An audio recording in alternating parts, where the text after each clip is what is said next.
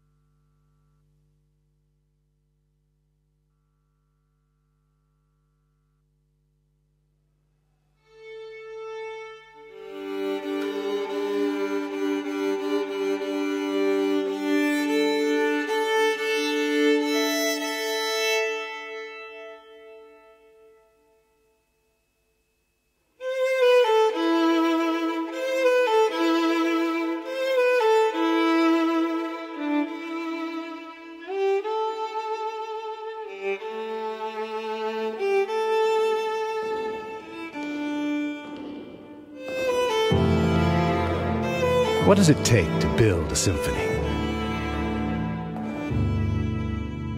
It takes a blueprint.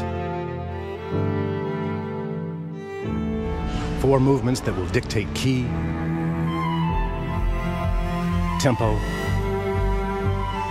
and the arrangement of musical notes that will create harmonies, melodies.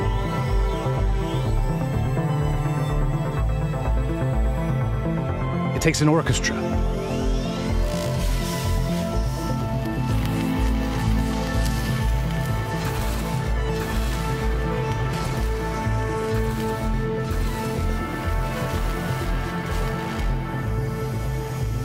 Master technicians of their craft, working in perfect unity to transform notes into sound and those sounds into an experience.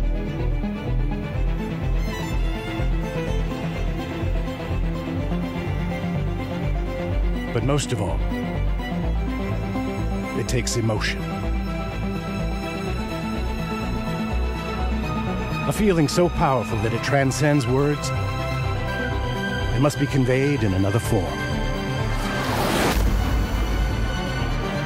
Introducing the new 600i from Origin. A symphony in motion.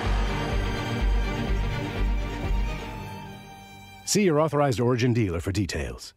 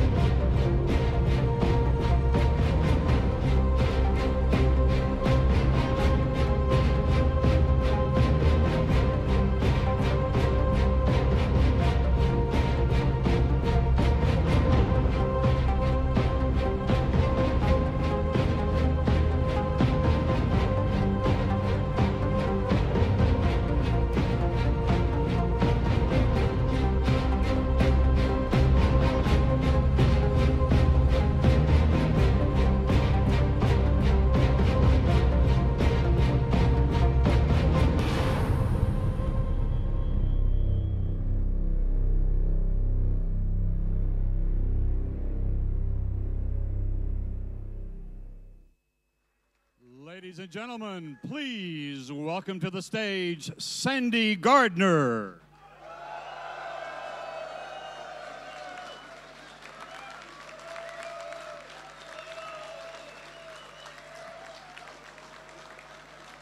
Guten Abend zusammen. Wir freuen uns, dass ihr heute Abend dabei seid. Now I'm going to continue in English because I feel like all you Germans speak English better than I speak German. So, good evening, everybody. Thank you, everybody, for joining us here personally tonight, and also to all of you online, including our CIG staff. I just want to send our quick thoughts across to our Austin, Texas office, and also to the Hall of Texas, as there is supposed to be a Category 3 rolling in there. So our thoughts are with you. Moving on. As you may or may not know, Germany is our second largest audience outside of the U.S., and it continues to be.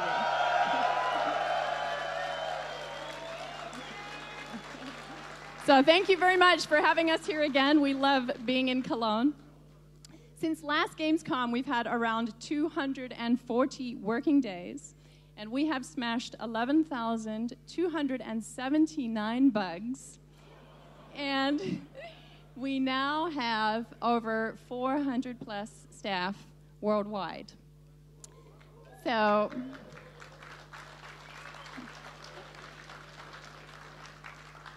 on behalf of all of our staff, I'd like to say how grateful that we are for your continued support, as none of this would be possible without all of you.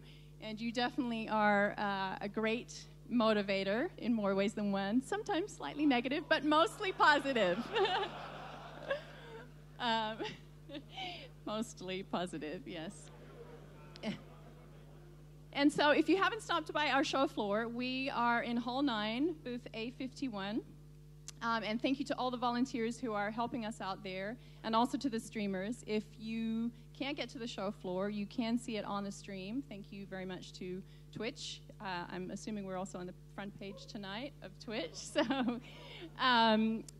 without further ado, I am going to introduce the man who you've all been waiting for, Chris Roberts.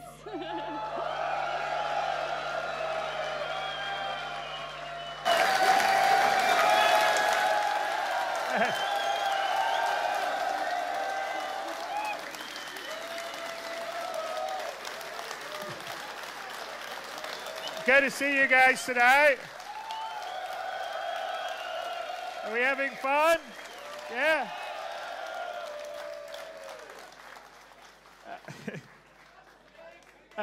So normally I would have a PowerPoint, which we can have a bit of one here, and we would go over all the points, but we thought that perhaps we should just get straight in to a demo.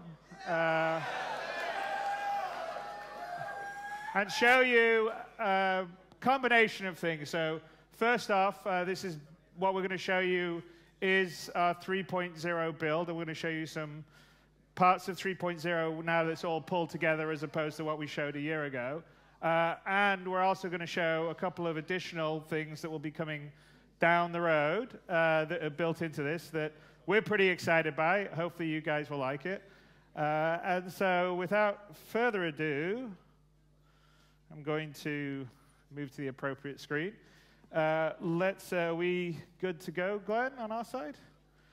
Okay, and then the only thing I'll warn you is this is probably the most high level of coordination difficulty demo we've ever done live before. So, and we still have a lot of bugs in 3.0, so I'm not making any promises. All right, thank you.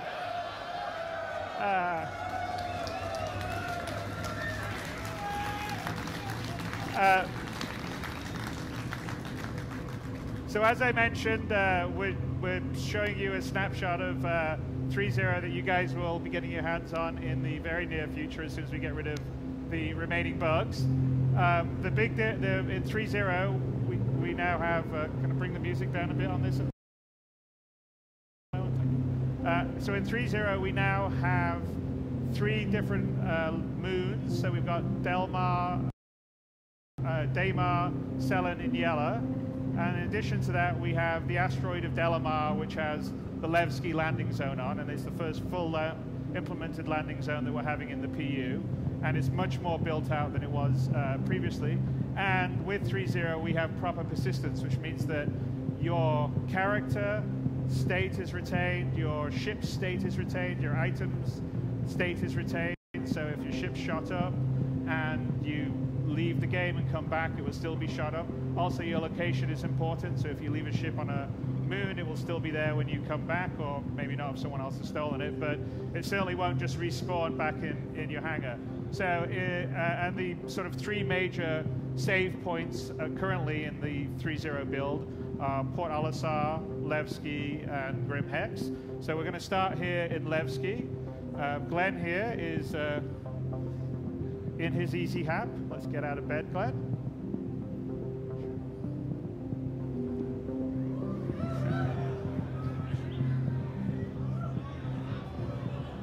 Well, you wouldn't expect Glenn to sleep in his spacesuit, would you? That is so 2.6. So, as you've noticed, Glenn is in his skivvies or sleeping outfit. But in 3.0, and this is quite different than what we showed last year. We have a completely modular clothing system, so you can dress however you want. Previously it was like you either had your civilian outfit or your armor outfit. That's no longer the case in 3.0. You can do, any combination you want. So you can put whatever, different jacket, trousers, t-shirt, long coat, armor. You can mix and match different armor pieces, different helmets, and everything. So let's pull up our mobiGlas, Glenn. So the other thing you'll notice here, and in the mobiGlas, well, one of the apps will help us dress, but just to notice here in the mobiGlas, that's another big difference between what we showed last year and what we've put into the new 3.0, which is we've completely refactored the mobiGlas, which is your sort of, well, it's basically a smartphone in the future. And here's sort of the home screen, which I think we've shown on a few ATVs, but just to go through it, obviously that's how much money we've got, 125,000 UEC. You can see in the middle what our heart rate is. And we have this thing called the stamina system that we're introducing with 3.0, which tracks your stamina. So our heart rate indicates how exhausted we can become. And so if we're running around a lot, that'll go up. Our stamina will go down. If we're injured, it potentially will go up too. And obviously, exerting yourself, running around affects that. Whether you're injured affects that. Also, what you're wearing affects that. What you're carrying affects that. So it's quite important in terms of, I think, immersive gameplay. And then to the right, we can see the external atmosphere reading. At the moment, it's 1 atmosphere, and we have a breathable atmosphere.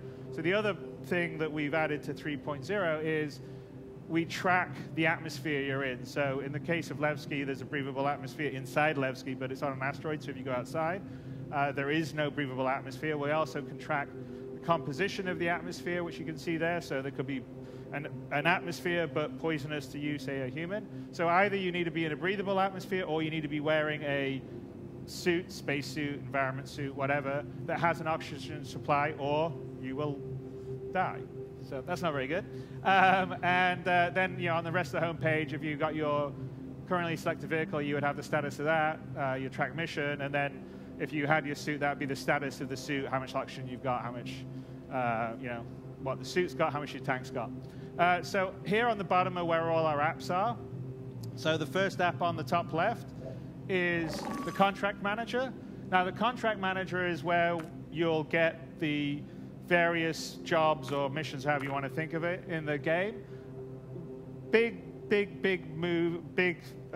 for 3.0 is we've completely moved away from the old missions that we've had and moved into Subsumption, which runs both our missions and our AI. So that's AI. So that's a massive undertaking. I think we had about 16 missions in 2.6.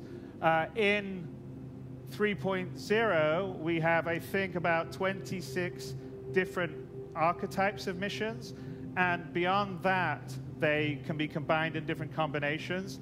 And there's a large amount of procedural missions. So literally, there can be millions of missions that you do in 3.0. It won't stop. So it's not like you have 16 finite missions you do and you're done. There's missions to escort, missions to deliver something to a location, missions to go and get something from a location, missions to investigate a missing person, like whether someone's dead on a wreck or not, identify them, take someone out, clean up pirates. And there's these templates that can be put together in different combinations. And on top of that, we can also have some missions that will be created where there can be a mission for one player, and then another player is given a mission in opposition to that. So there's a lot of potential for ongoing gameplay in 3.0 that wasn't in 2.6, which is important because now we have persistence, and so you need to earn money to keep your ship repaired or to keep it rearmed. I mean, no longer free missiles or no longer free fuel and all the rest of the stuff. Well, that's a game. You got to earn your money to keep your ship going. So there'll be much more of a game mechanic. So here's where we would have the variants. So like, for instance, this is just a simple one, a collection from Yella. Customer requires medical supplies, crate to be collected from an outpost on Yella and delivered to Port Olisar. So between this and between trading, where you can buy commodities in one location, take it to another and sell it, there's a whole sort of beginning of a dynamic economy that we can run. So besides the various jobs that we can select here, there can also be offers that we're getting from individuals. And by the way, in 3.0, it'll just be from the game and NPCs. But going forward, players will be able to also put missions up here and give off, basically make offers to other players. So let's see if we got any offers. So here we have, there's a job opportunity and Eckhart Security, if everyone remembers Miles Eckhart from last year. So he is one of the 2 mission givers in 3.0. And he says, another job's popped up, thought you'd be a good fit, so we probably should go and talk to him about it. So we will accept that. And then if we have a mission that we've fully accepted, because we just accepted the offer to talk about it, we would have the accepted, and then also the history of missions we've done in the past. Then the other sort of tabs we have is there's one for our sort of repair, restock, refuel stuff if we were at a Cryastro station, or you can also do that in locations like Levski or Port Olisar. Over here, the next tab will be the vehicle works. It's currently called Live Works IR, but this is, you'll be able to modify and change out equipment on your ship very much like you can in the Arena Commander app at the moment. We also have a journal, although we haven't really done anything at the moment. Glenn is just beginning. And then we have comms, which we'll show you in a little bit. And Star Map, which we'll show in a bit. And we'll go to the Player Manager app right here, which is how we sort of organize our dressing. So we're in the skivvies. This is why we went to the movie glass in the first place. So let's put on some trousers and some boots and maybe a jacket. There we go. Looking very fashionable to go outside. And, in 3.0, there's actually quite a lot of clothes that we've added for people to dress and customize themselves how they want. All right, Glenn, let's turn around.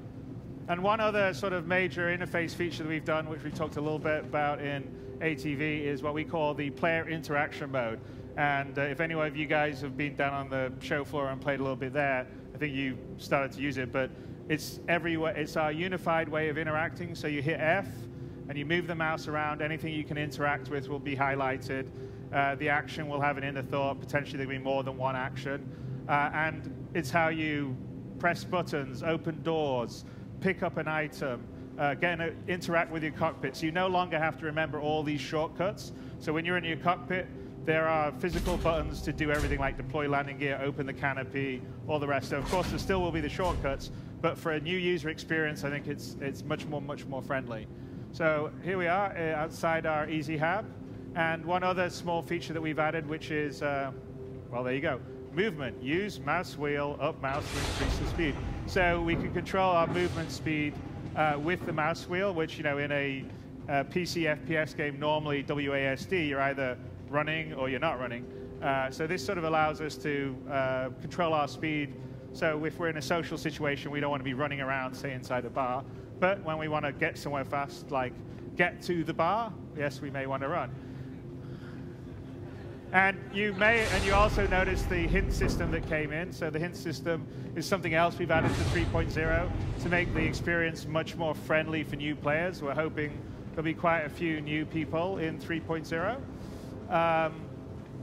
And here, so we're in Levski. We obviously saw this last year, but what we didn't see last year is AI moving around, doing things, in that case sitting down. I think if we look, yep, he's checking his mobi-glass. Maybe there's a maintenance guy doing some work somewhere. I guess not now. That's the nature of AI running around. There's about 200 AI running around Levski at the moment. And it's the beginning of subsumption. Subsumption AI is what we're using in Squadron 42 and we'll be using in the PU. It's very much a Sims type AI, so people have schedules.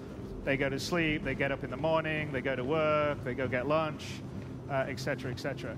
All right, so let's go down. I guess if we follow him, we'll see he'll probably, maybe he's going to use the, no, he's going to check it out. He's going to get his little thing out, and he's going to do some work on it. There you go. All right, let's go down to Café Musan. So in 3.0, there is sort of basic AI moving around, doing things, shopkeepers, bartender, mission givers, but it's just the beginning of what we're putting on, and it's going to be much more fluid and more sophisticated as we go down. Again, we use the user interaction mode for everyone. Here we're in Delamar. There's, as you can see, there's a fairly big amount of change in the sort of space landscape. This is actually how Delamar is meant to be. It's a very large asteroid in a big asteroid field. So we have some pretty large asteroids up there. There's a couple that are 20 plus kilometers inside. And here we are at the sort of the main market section, which we walked through last year. And if you haven't noticed on the sort of lighting and volumetric fog, so we've switched to volumetric fog, which we also had a little piece on ETV. Makes the lighting much, much, much better, so the sort of sense of the shops are available throughout the Grand Parter. And one of the nice things, so with 3.0, like between this and last year, we filled out all the shops in Levski and added some stuff in other places like Port Olisar. So for instance, there's shops for ship items and weapons. But let's go and find Miles Eckhart.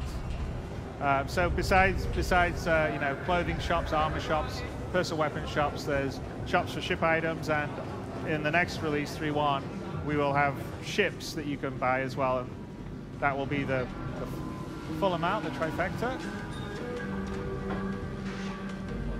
Right.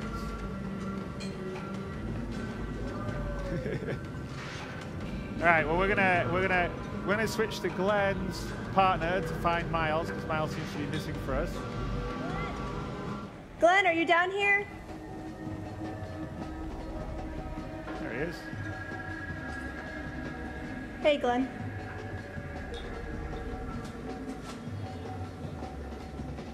All right, let's talk to Miles. Get our mission. Glad you could make it. Grab a seat.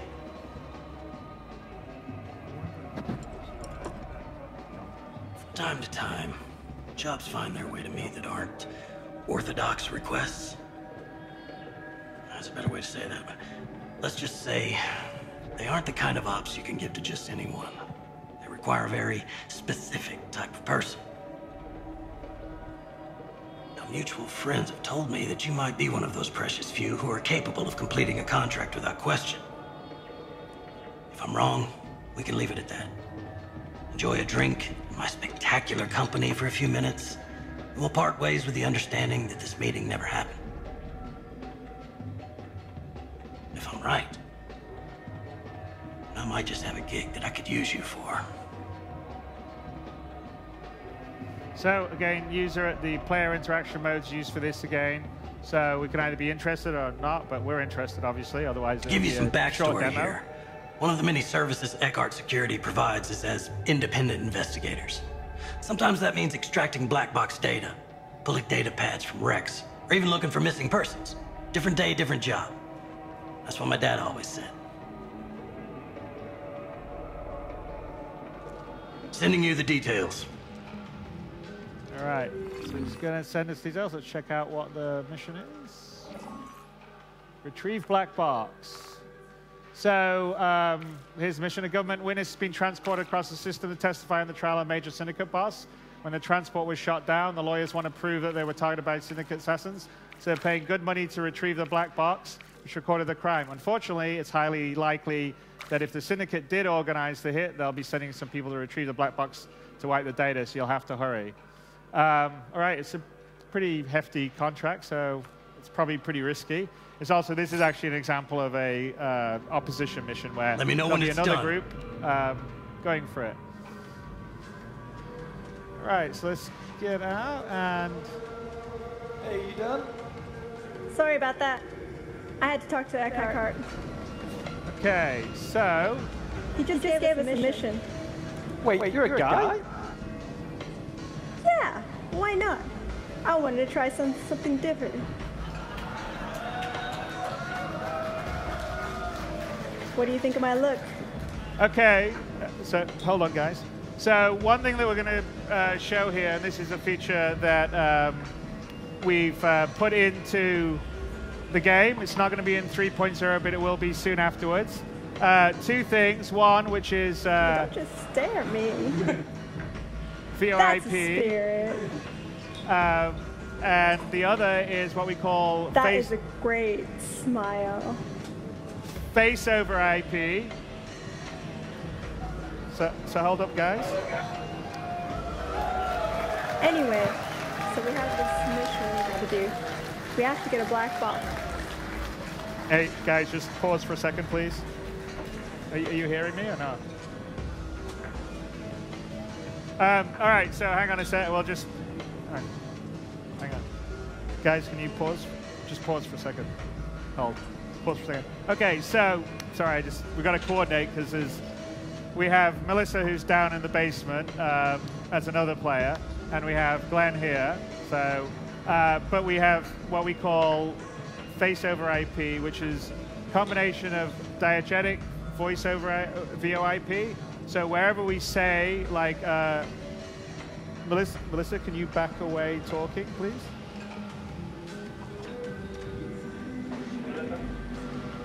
Right, so like I was saying, we have this mission. We got to get a black box. It's from Delamar.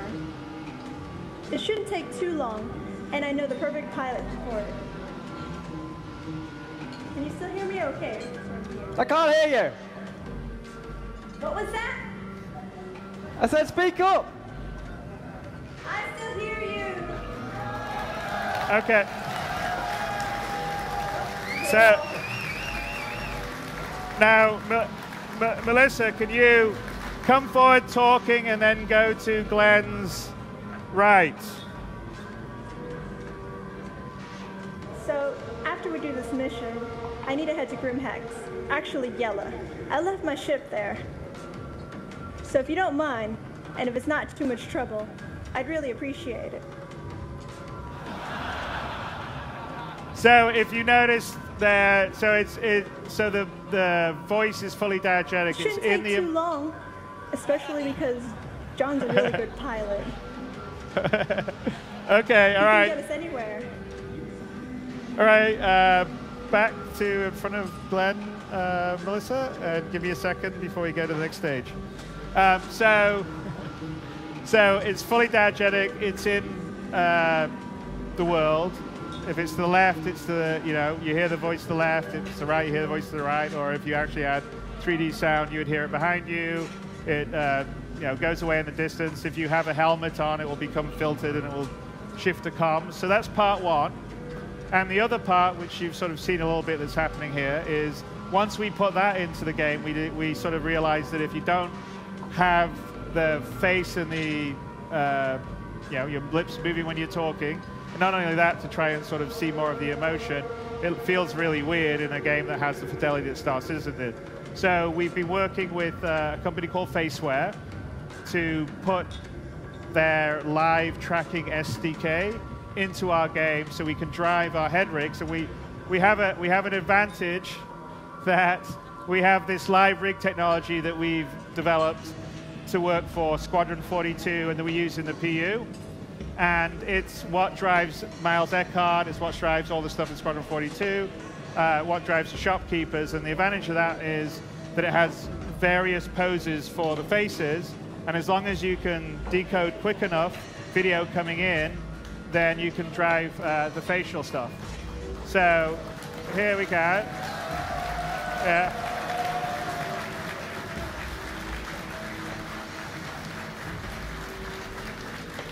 And Melissa, do you want to pull up your debug window so they can just see it tracking on your screen?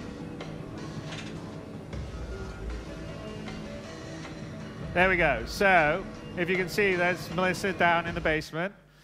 And And the nice thing with the tracking here is that it's really, really smart. We don't have to train it. It will recognize your face, and you just have to do one calibration looking in the center.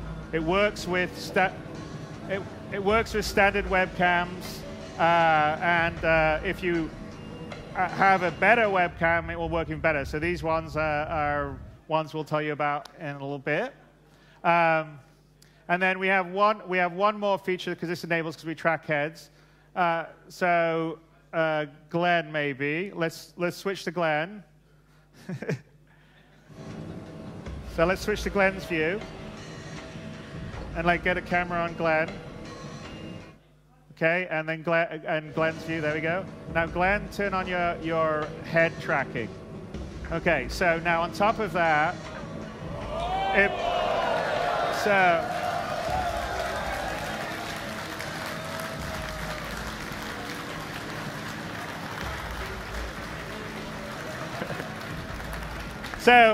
So it's essentially has the track AR functionality because we track the head as well, and it's quite useful, say, when you're in a cockpit looking around for situational awareness, and also, honestly, in these sort of situations, if you want to nod your head without having to move the mouse, it's pretty good. Okay, shall we get back to our mission? Oh yeah, what's that mission about? Were you not listening? We need to get a black box at Delamar. My apologies, it's just a little busy in here is all. So should we get some weapons? You're right. It looks exhilarating in here. Everyone's dancing.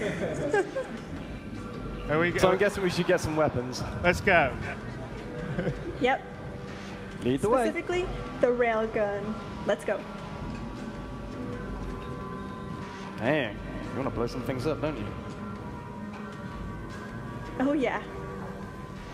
And so, I mean, the idea, I mean, yeah, we're doing our silly QA banner here, but the idea is when this feature's in, you and your friends can be running around talking to each other in the universe, which I think will help because it's much better to talk rather than type in a chat window. Oh my God. And because it's in the universe, you can hail people nearby, you can talk to people. So yes, you can use TeamSpeak or Discord or Mumble or something like that, but it won't be diegetic, and it also won't allow you to sort of talk to someone you meet in a bar or have all the channels set up diegetically for our game and universe. So. Right, so here's an example of one of the additional shops in Levski. Just up here. Yes, like that. And if you notice, here's one other thing, is you can actually see in multiplayer everyone using their Mobi glass. So if she purchases whatever she's looking at, Melissa, this is over there. You got it? Okay, I'm going to look in the back, see if there's another. I'm gonna get me some ammo. You do that. Wow. You know it means business when it has a skull on it. Yep. It's pure evil, which is perfect. Over there. There's a few more items that join our second selection. You're scary. You finished back there? Yep. Got some other stuff too.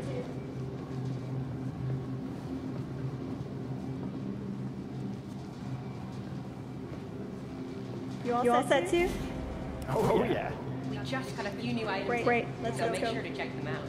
Nah, I'm good. Ladies first.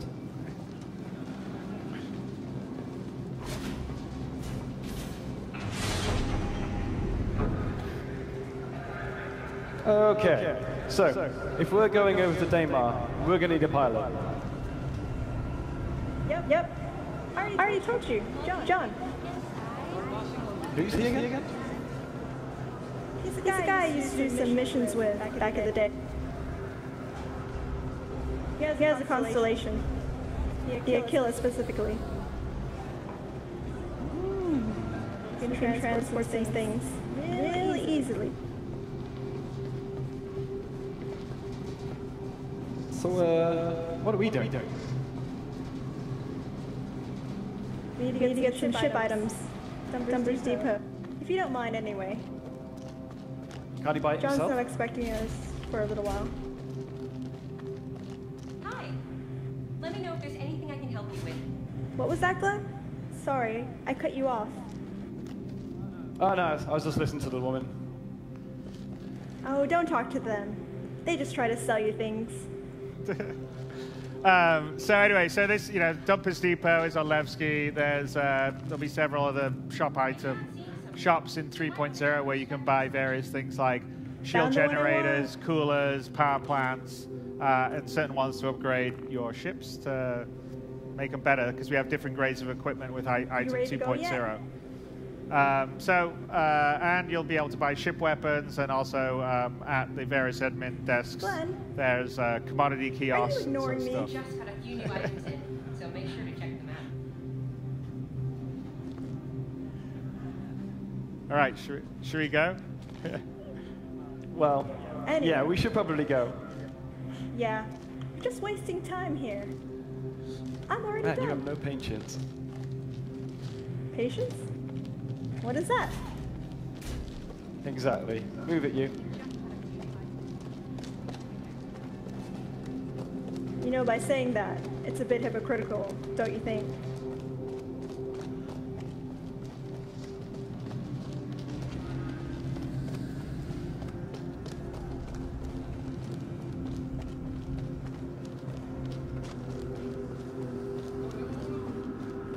So I'm thinking, we get to the top lot. We take the rover, and we drive it to John. Sounds like a plan. Because I'm not walking on Delamar. I hate sand. I've never been to Delamar. There's sand everywhere.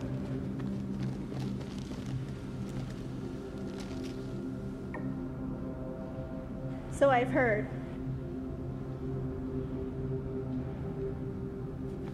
Do you think there will be a sandworm there? Not another word. That would be awesome. What's with you in danger?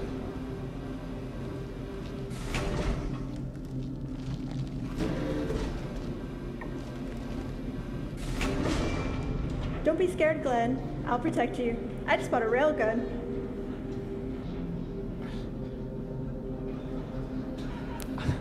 I don't doubt you.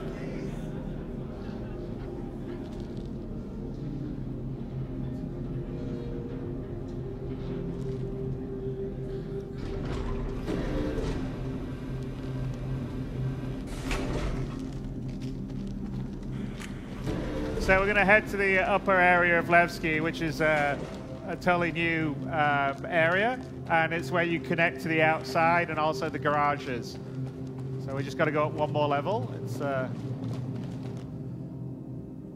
we go.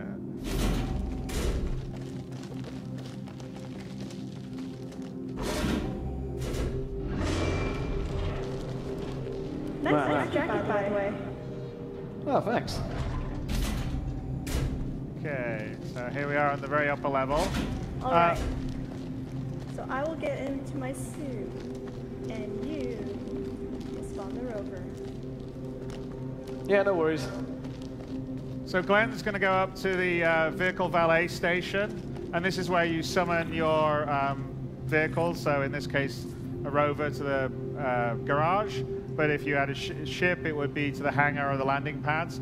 And this works in concert with the air traffic control system, the ATC system, that is also new to 3.0 because now there'll be lots of players and landing zones. We don't want people to just hog a landing pad and ruin it for everyone else. So you have to request a landing spot. You get given it. You've got to land it within a certain period of time. When it landed there, your ship gets taken into the sort of big ship storage of whatever the landing zone, and then you call it back up through vehicle valet, which is what we just did for the rover, and it will be in a garage because with landing zones that actually are connected to a moon or, in this case, an asteroid planetoid or a regular planet, you'd have one. Ready to go. So here we are. We're getting dressed up. So outside of Levski and Delamar, there is absolutely no atmosphere, so we better put a spacesuit on. Putting a tasty blue and white number Explorer outfit, which is new for 3.0, as is what Melissa will be wearing.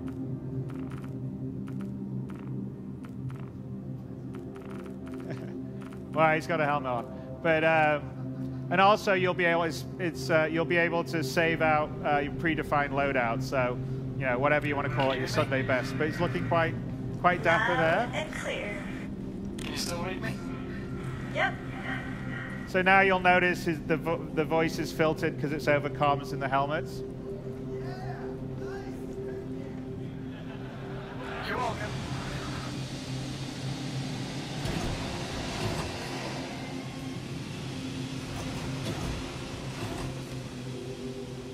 I wanted to do it.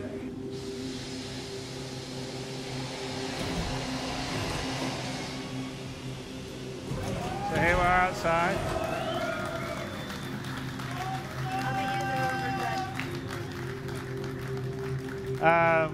You see all that little AI wandering around here. What's happening? So let's go out. The garages are to the right. We can see Melissa's actually getting into one of the rovers.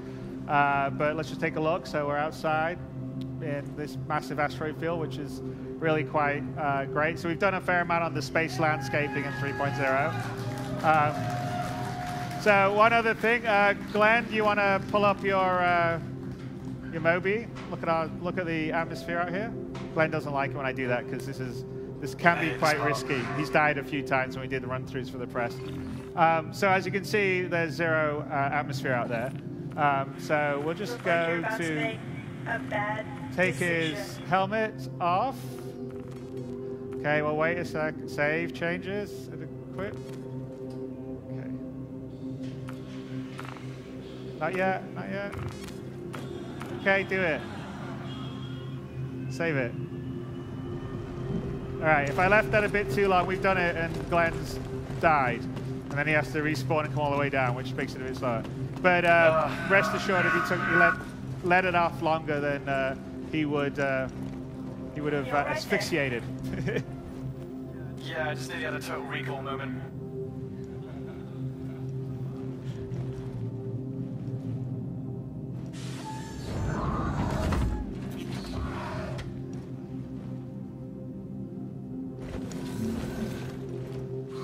You all strapped in? Yep. Let me just give John a call. Looking good. For a dude. Thanks.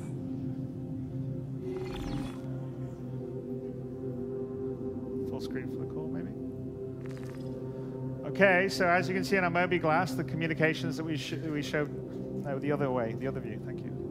So we're calling.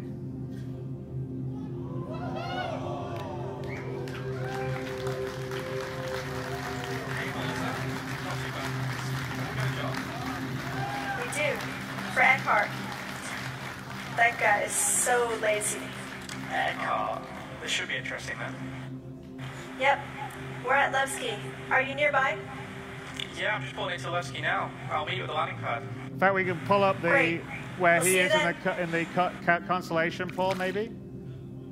Too late, but pull them up. So anyway, we can video. This is we showed the secondary viewport and render the texture stuff. So that's an example of it. We opened up a comm channel to another player, flying in his consternation over Delamar and talk to him face to face, which is the reason why we were doing a lot of this secondary viewport stuff, to have video comms between players in different ships, different locations, as well as the holographic stuff that we showed. So let's go meet John. And as you can see, Delamar's had a lot of work. The team in Germany, the environment team's really been working hard on it. It also uses all the most recent technology improvements we've done for the planetary tech. So in any one of these views, there'll be about 100,000 interest objects. So small rocks, big rocks, whatever. You call them stalagmites going up? I can never remember. I think it is stalagmites going up.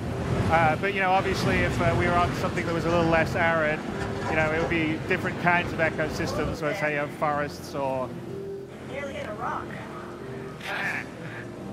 grass plains or mountains or hills or oceans. But here we go. My driving is impeccable. There we go. All right, and here we come in. Here comes John in the constellation. And it's not just a constellation, it's actually a constellation Aquila. Up. John needs to, yeah. John, I think you need to line up a bit better. There you go. Easy does it. That's a big boy.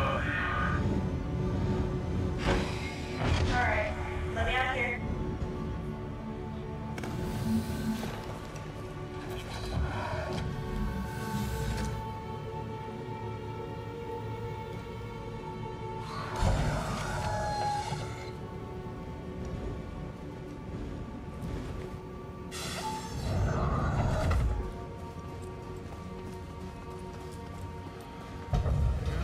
Maybe switch to, there you go.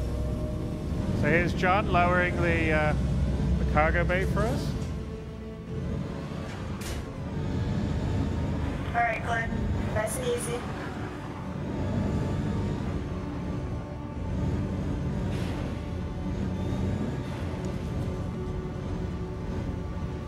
Looking good.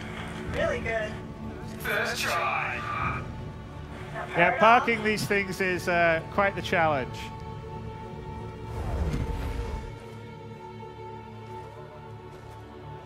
A little too far forward? You might be. Just a tiny bit. You want John's view picture-in-picture, don't you, Paul?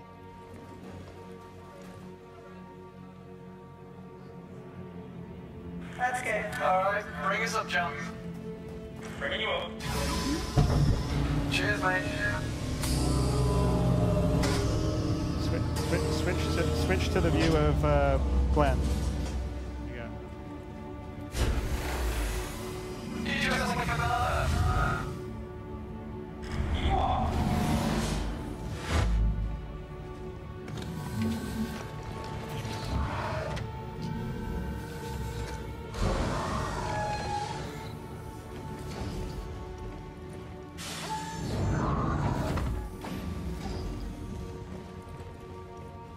Hey, John. Hey, welcome aboard. Thanks for doing this last minute. Oh, no problem. Always up for a job. Ships like these are expensive. I'm pretty good at parts of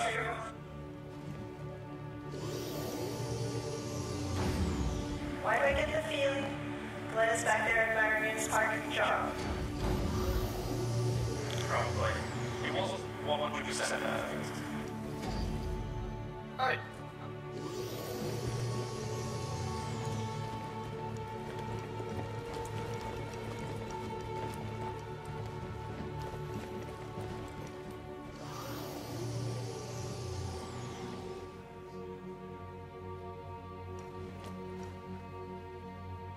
You ready for this?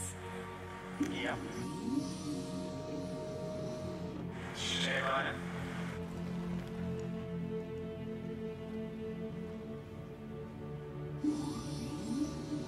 Always lagging behind.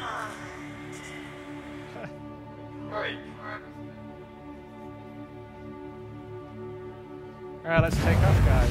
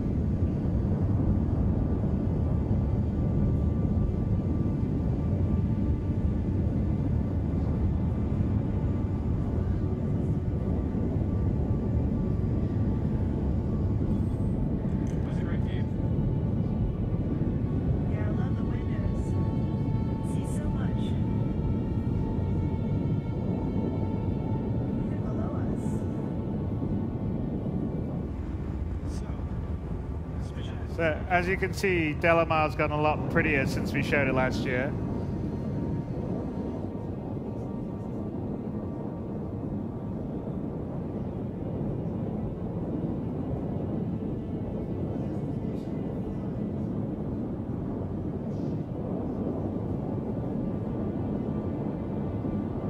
You get a bit more of a view of like the craters and stuff on the other side.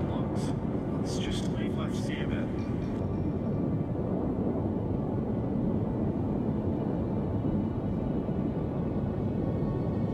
Down, I guess the pits pull out. Yeah.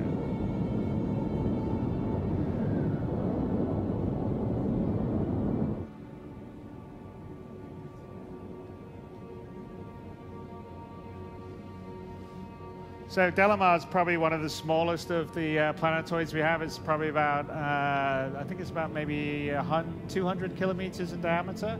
So it's a lot smaller than the moons.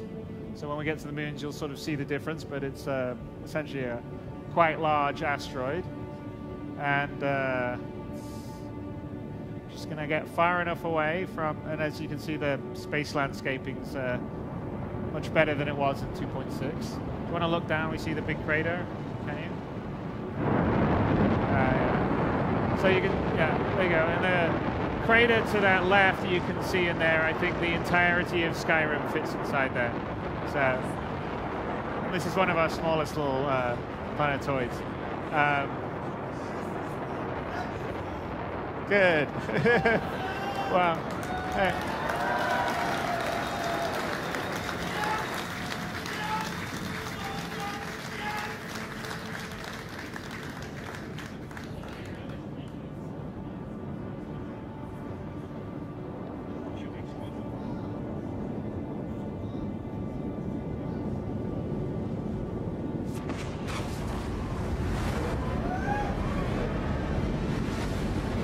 So now we're heading to Delamar. So you can see Crusader actually off to the right as we head up on Delamar.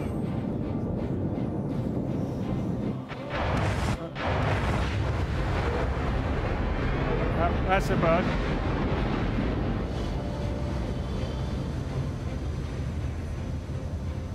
Another game crash.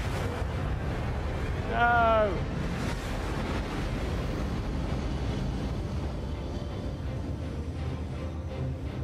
Oh, John's machine crash, yeah. All right, sorry guys, the pilot's machine crashed, which is why it disappeared in the middle of the jump. Can you take over the pilot seat?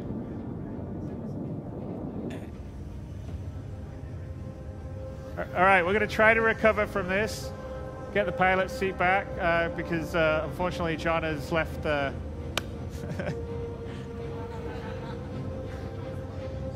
Do you need a flight, power it off and power it back on to get it going?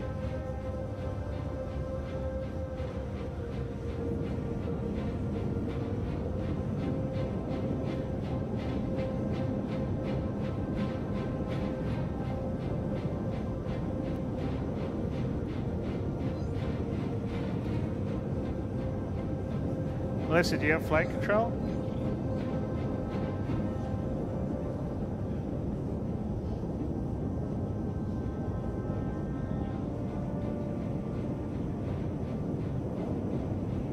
Can we power it off or not?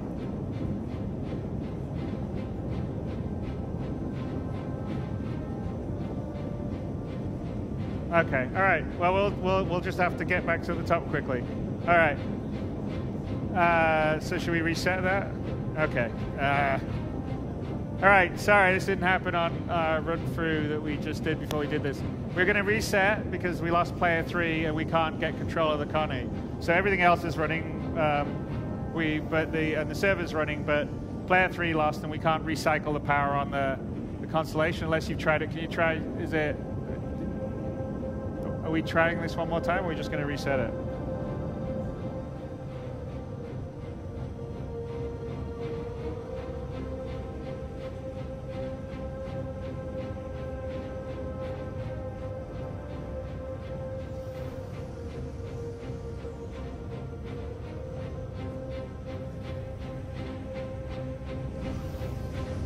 Try one more time.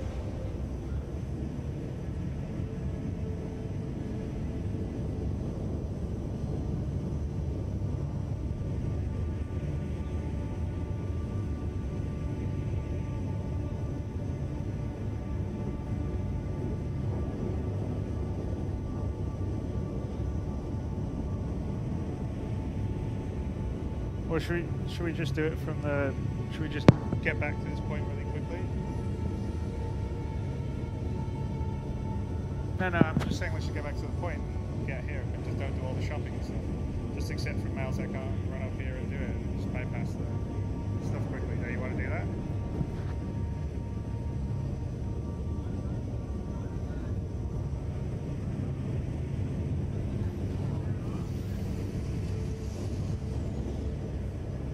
I think they got power off. Let's try that.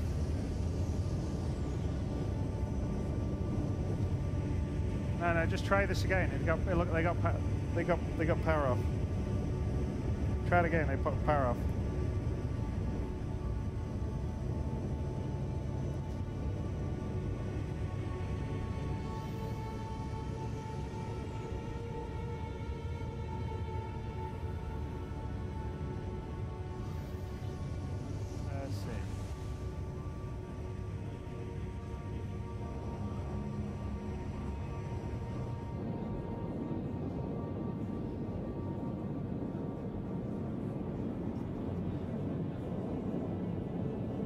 Okay, let's roll it from the start.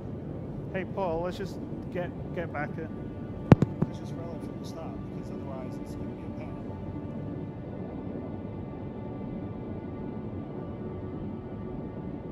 We're going to restart because we lost player 3, and when we lost him, we couldn't get control back of the colors. So you're going to get to do it again. We're going to get to do it again, but this time we won't have as much banter, and we'll get back to this point.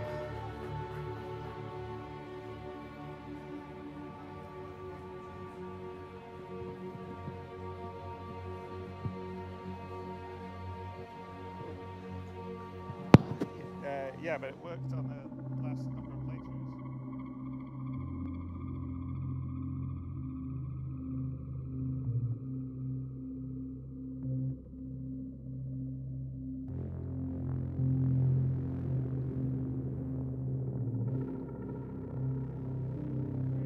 Reconnected.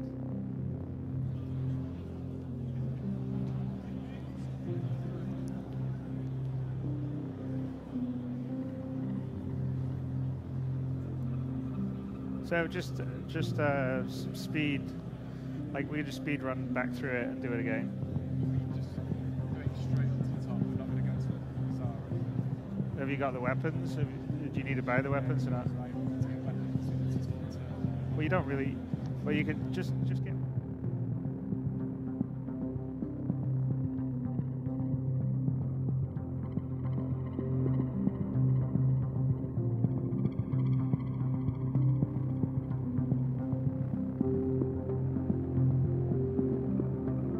I did warn you that it potentially had some crashes in there.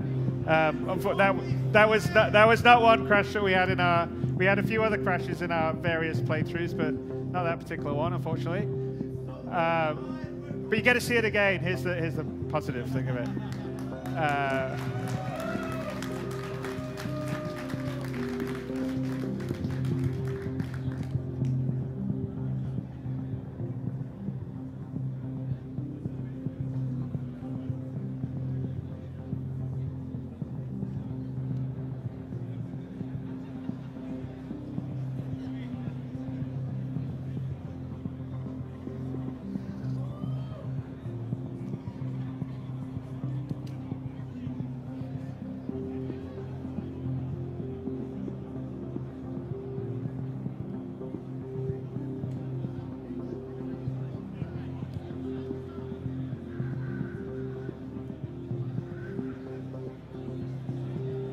Hey, do not show the loading screen, by the way.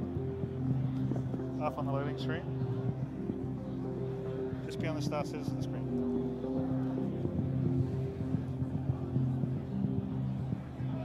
Is this focused on me? Yeah, I'm trying to tell me. Hey, Paul, please get off the loading screen.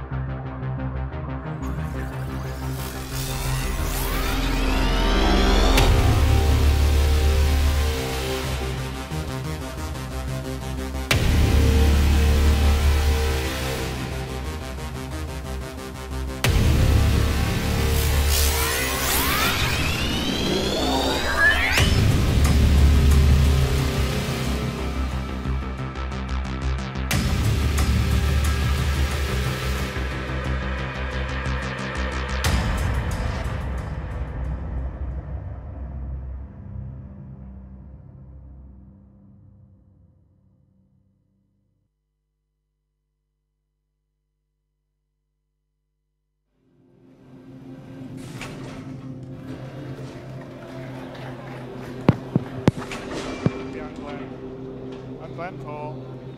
There you go.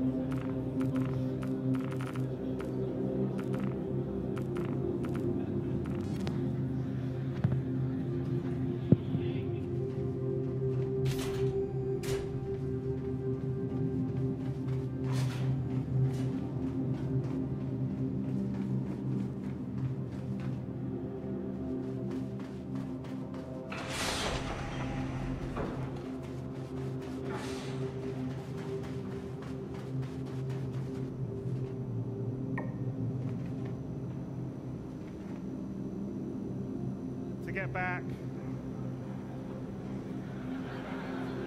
And I'm not going to do much talking. I'm going to let the pros do their work. So we got to go get our mission again.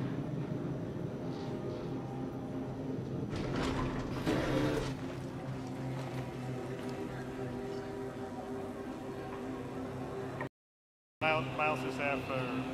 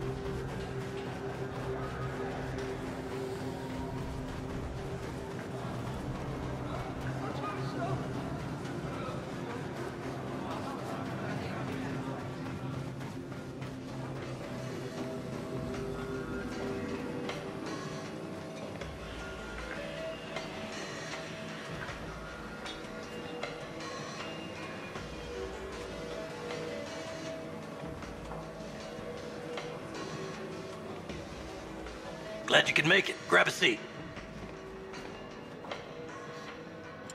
From time to time, jobs find their way to me that aren't orthodox requests. That's a better way to say that, but let's just say they aren't the kind of ops you can give to just anyone. They require a very specific type of person. Mutual friends have told me that you might be one of those precious few who are capable of completing a contract without question. If I'm wrong, we can leave it at that. Enjoy a drink, my spectacular company for a few minutes, and we'll part ways with the understanding that this meeting never happened. If I'm right, I might just have a gig that I could use you for.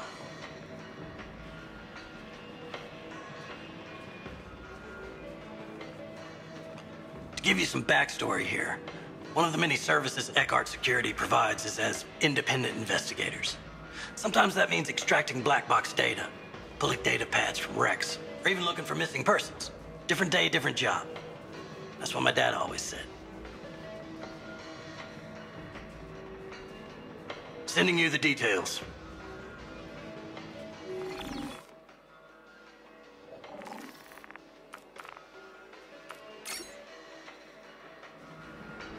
Let me know when it's done.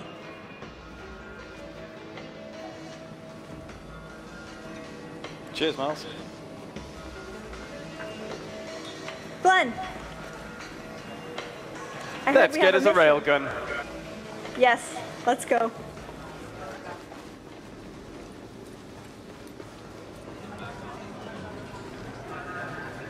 No time, move! Schneller!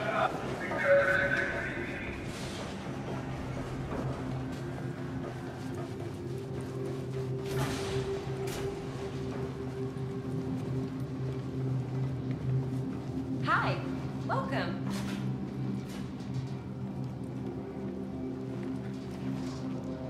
That's the one.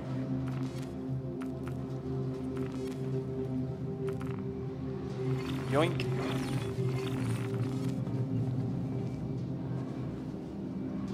We've just received some exciting new products. Have a look. Yeah, not now, lady.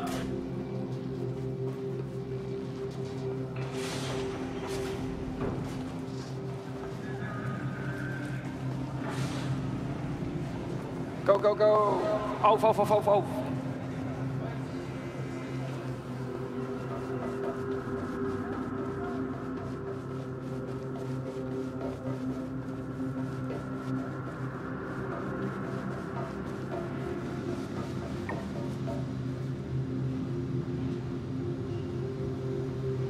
Right.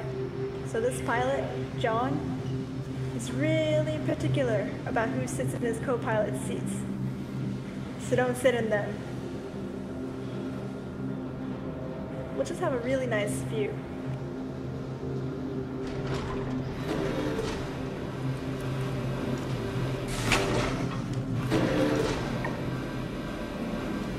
No seatbelts, huh? Just hold on to the railing.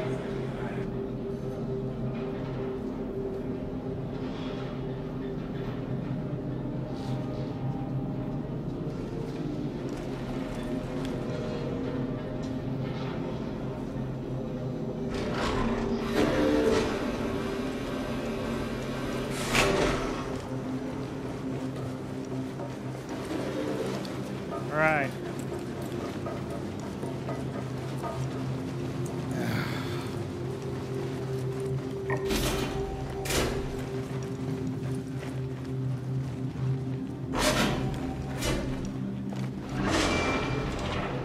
You get the feeling deja vu?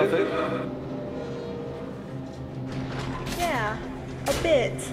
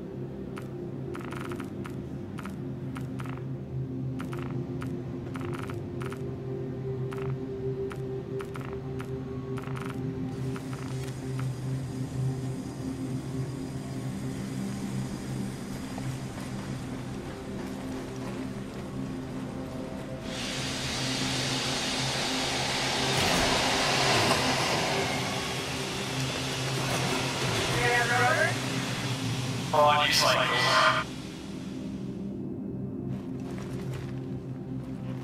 Too slow.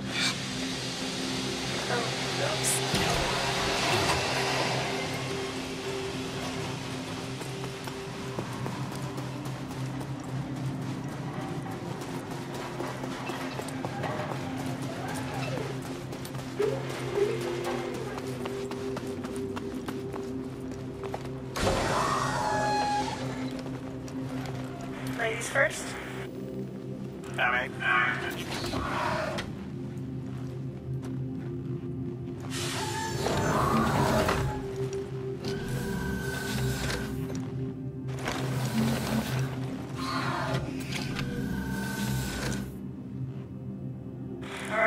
let me call John really quick.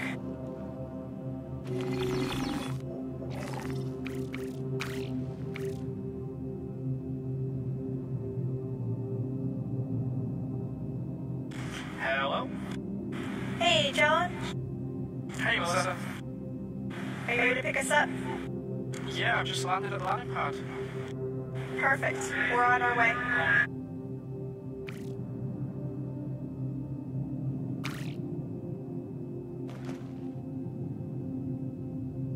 John's ready for us. Let's rock and roll.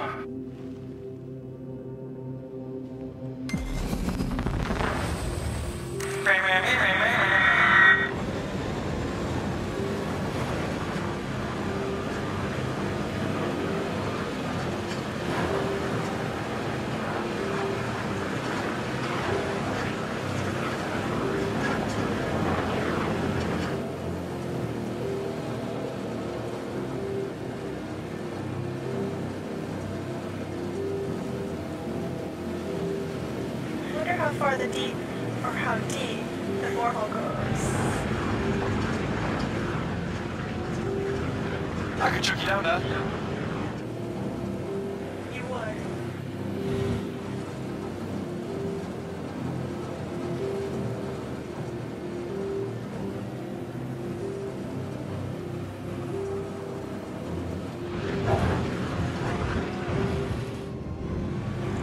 Nice driving, Slick.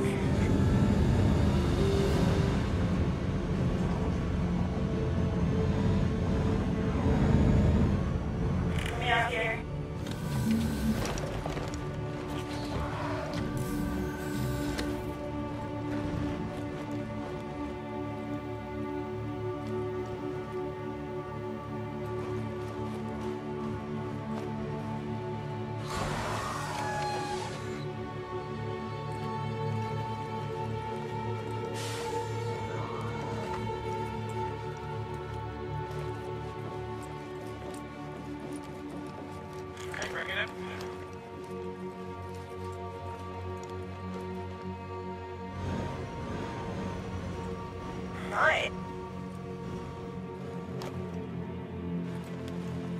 Yeah, looking good. Actually, it looks pretty good. What do you think, John? No, credit for that. Turn it off?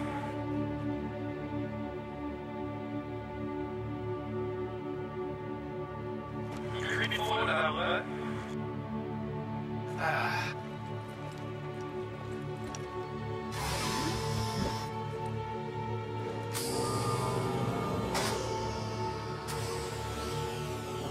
You almost had it. Bring me up, buddy. Okay, bring you up.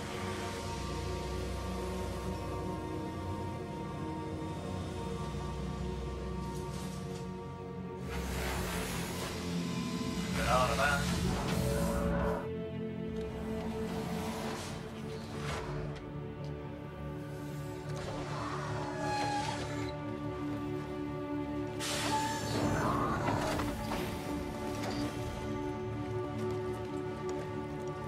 Hey, John. Hey, so, my ship's a bit, you know, it's taking some damage. Maybe don't sit in the seats, don't touch any buttons, and we'll be good. We're gonna stand around while you fly. I mean, this is a comfortable ship. Make yourself at home. Just, you know. Sorry about that. Hey. Touch the wall here.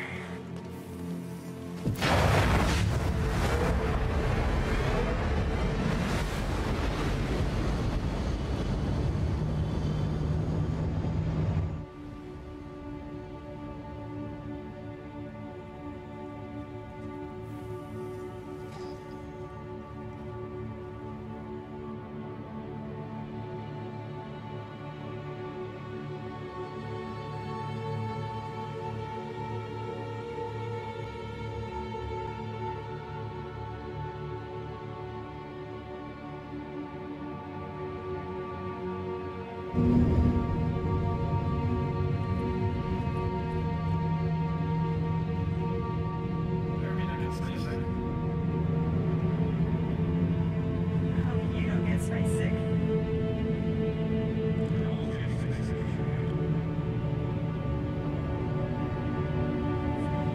John's confident. No pressure, John. No pressure, John. No pressure, John. Stop. No pressure, John.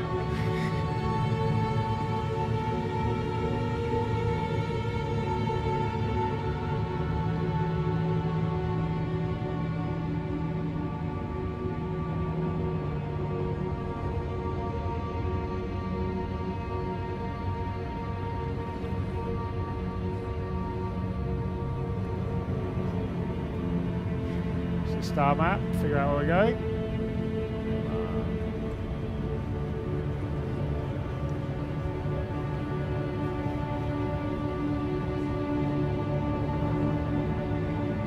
If you see in the view, you guys can see that's Crusader off to the right, and then we're going to Caterpillar on Delamar, which is almost 1,000,000 kilometers away, 793,000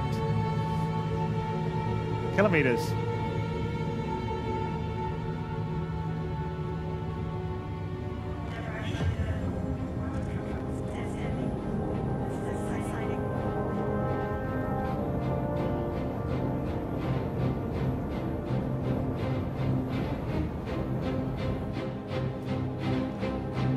This is gonna be fun.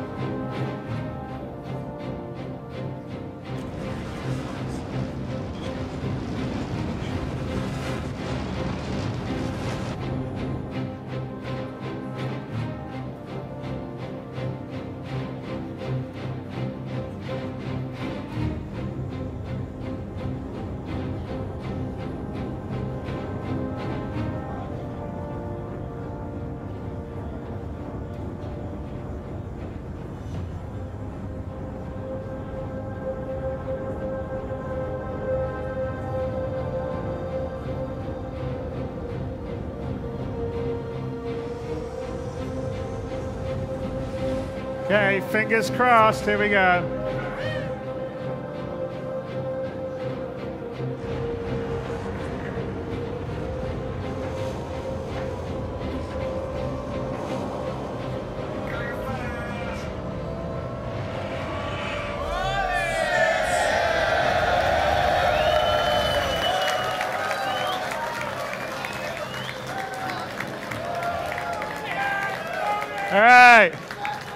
Back in business.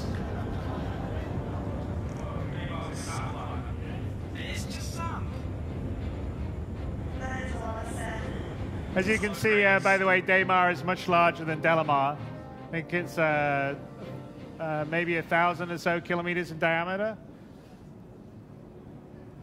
Good job, John. I owe you a beer. If this mission goes well, you want me to?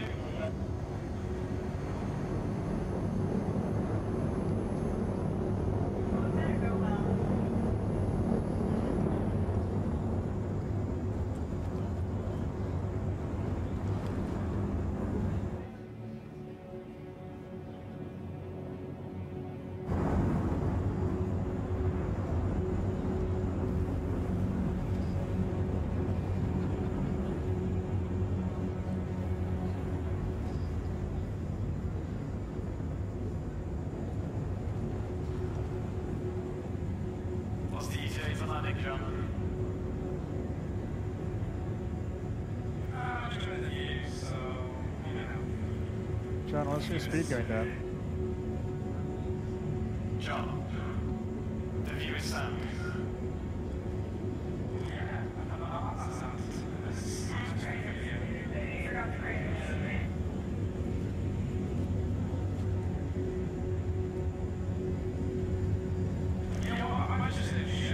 Okay, so what, just don't have brakes it down until after they've jumped?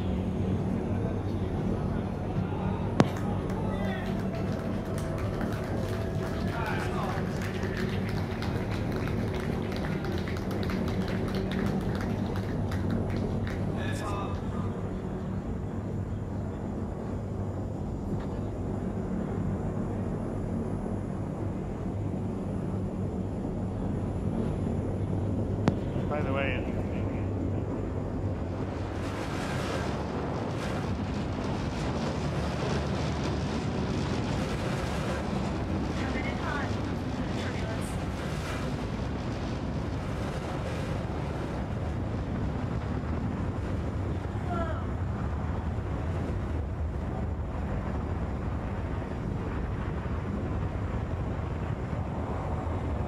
John, this is pretty fast, you know.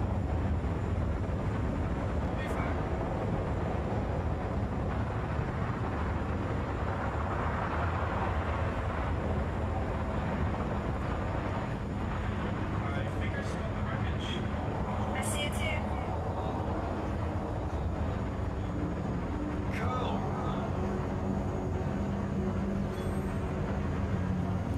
There's a few rocks around here. hey, cut this one. Really? Try and find a flat area.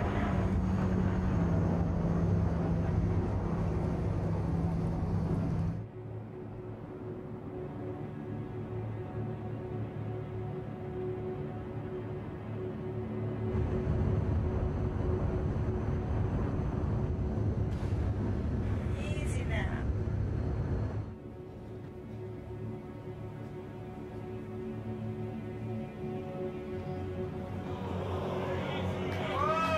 Steady on. It's a little rough, but we're in one piece.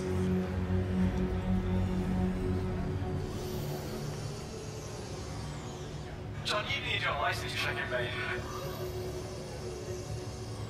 I may have a few days before you guys come aboard.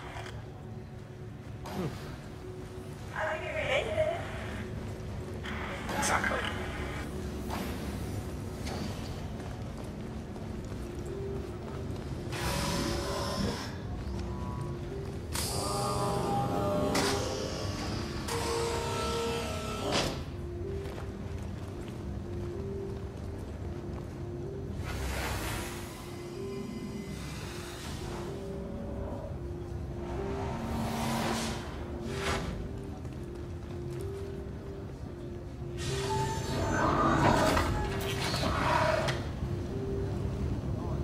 Ready when you guys are. All right, John.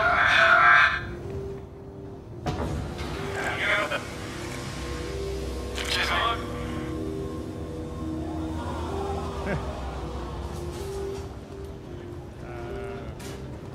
Oh. There it is. It's magic.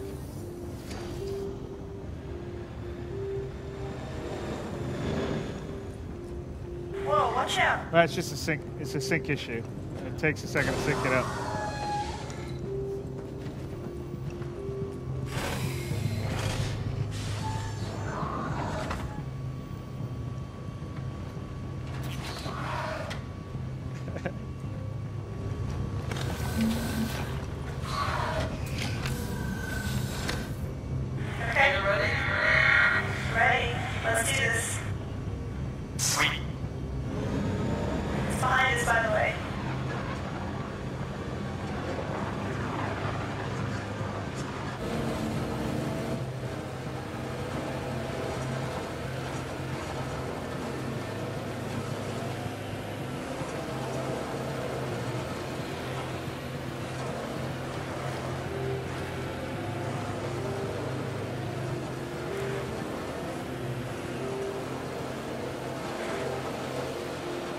Watch out for the rock.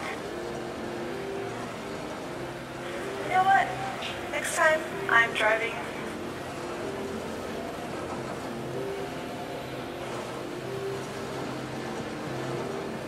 Still got that go fully paid.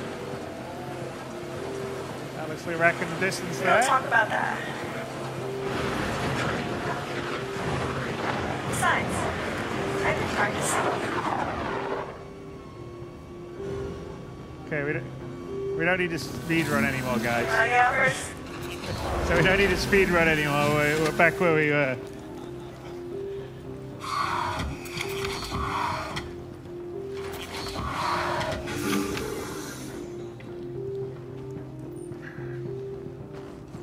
Let's look out there. Did you turn off the rover?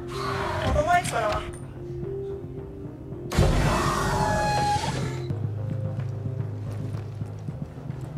I'm out now.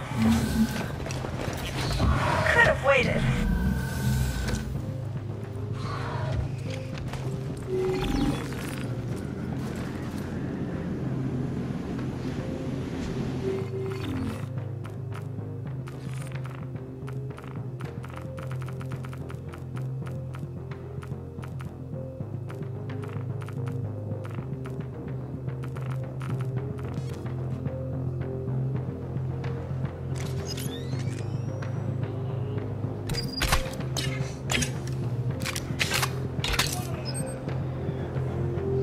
Alright, I'm ready.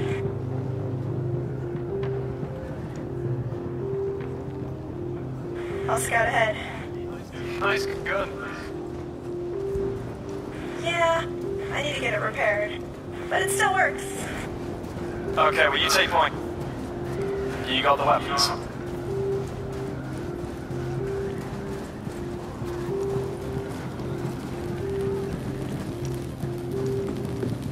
Alright, I'm checking this left side first. What a mess. This looks recent.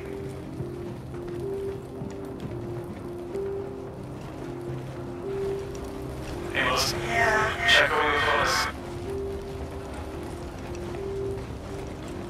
Thanks, Mom. Get right on that.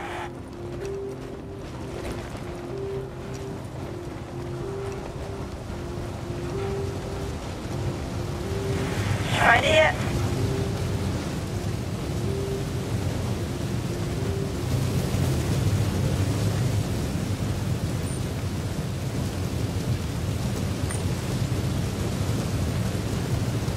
Can you see the point? Got some stairs here.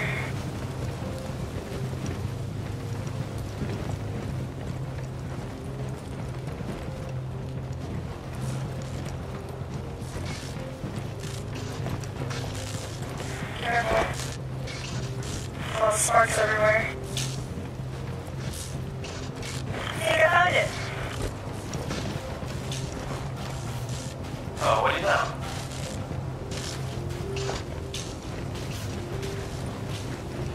Sorry.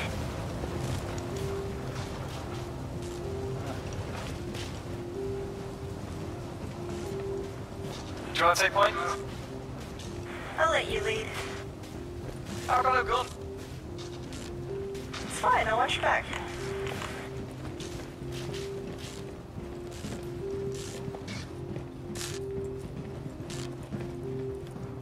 If I get shot in the back. It'll be an accident. They'll just respawn. Maybe.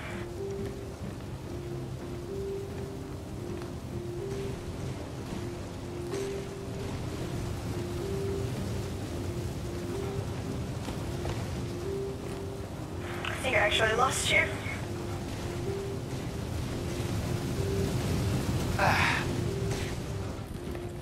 I found it.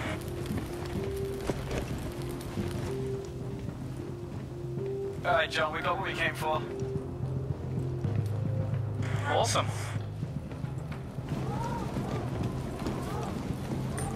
Nice and quiet out here. Alright. Get in the river. You go first. I'm driving this time. Yeah.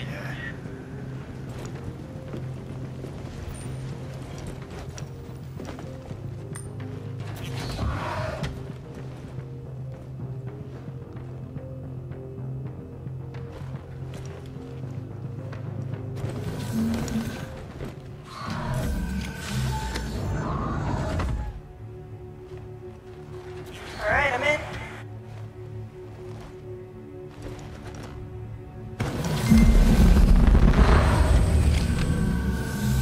Don't forget to close the door. It's closed. Thanks. You're very welcome. Well done. Just let them know we're on our way. Alright, John. We're on our way. Great. By the way, when the camera's on you, because you're looking off. Cops. You gotta remember, you're always front side. Hopefully. That wasn't so hard. I say on fire. Get out of there. Enemy ships under attack. Under attack.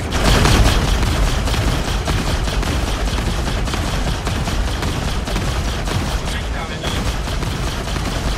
Hey, John, can you try taking up a little bit? We love to dash.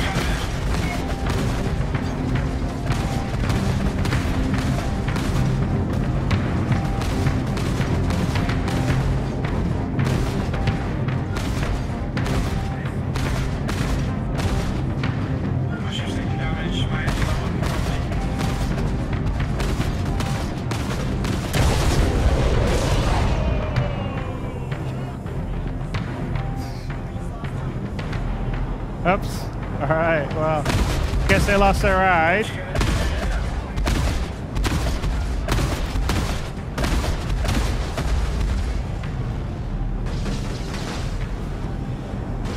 Glenn, you gonna call for help?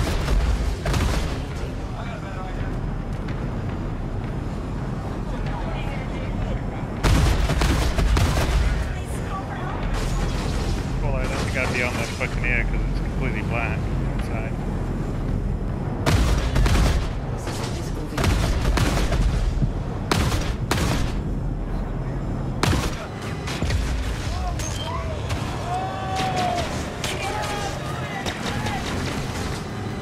Line it up, line it up. I don't have any visual.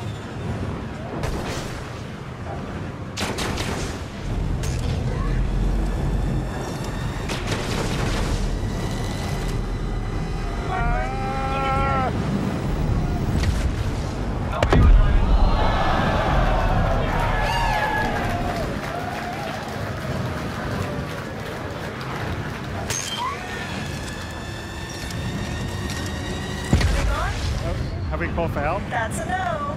Sayonara, sucker. Good direct bound. Did you get them all, Glenn? Hey guys, I think it's time to call for some help.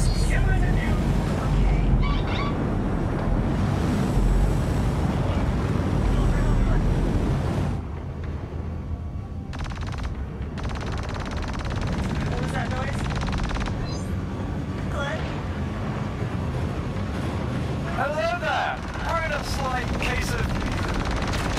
Look, we need help. Let's weekly. That's bring it, man. I see you, man. I sent interceptors to your position. Merci, Captain. Sectors engaged. Yeah, we're coming for you, man. Don't worry about it. Okay.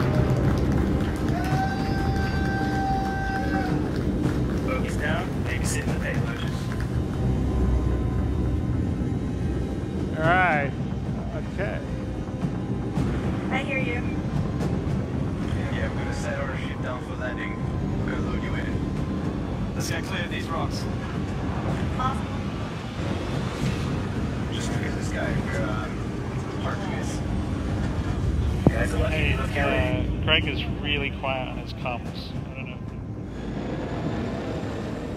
Looks like we took some damage.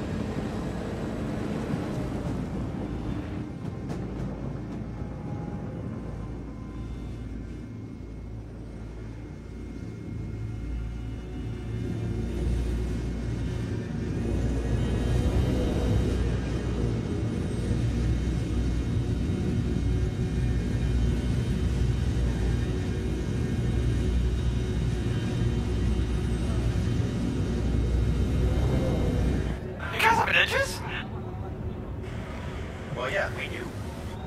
I mean, I'm not complaining. You better not.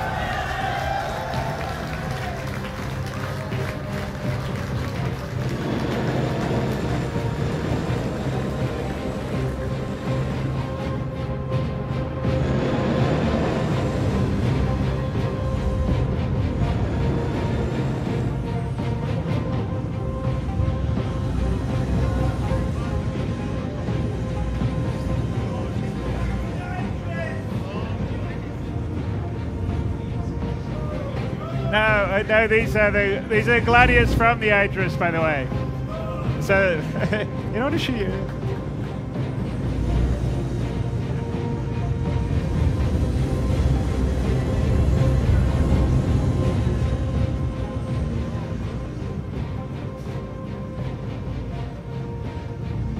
All right, let's bring it out.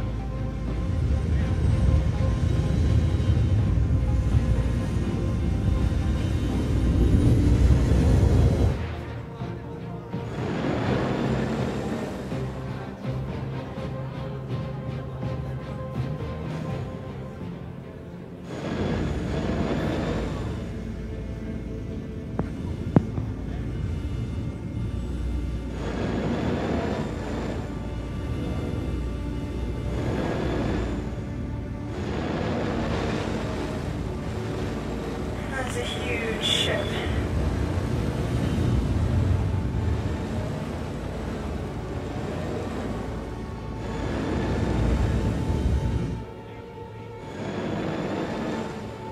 Adjusting landing position.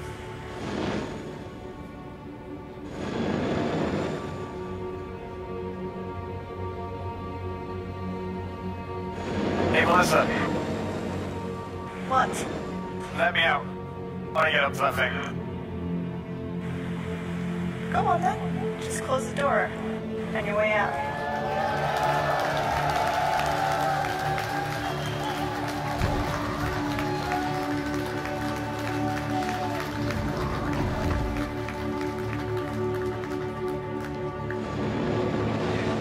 All right, open the way. Picture from Rover and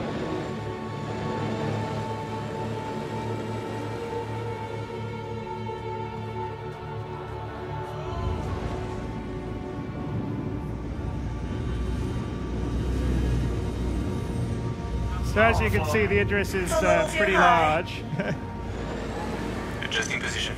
Good. but So not it's that the good. first working capital ship that we've got in the game. I'm disappointed. I hate sand.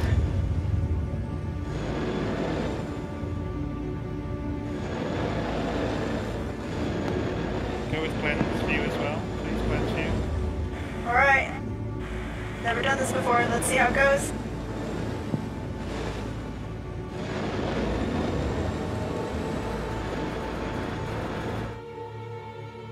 That's not going to be good.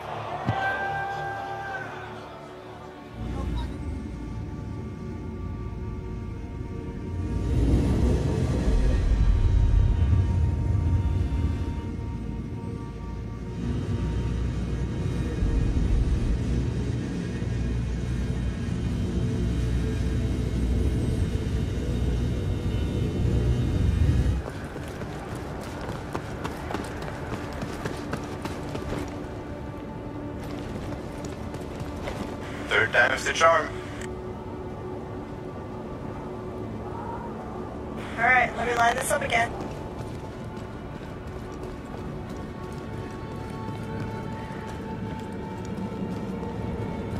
Here we go.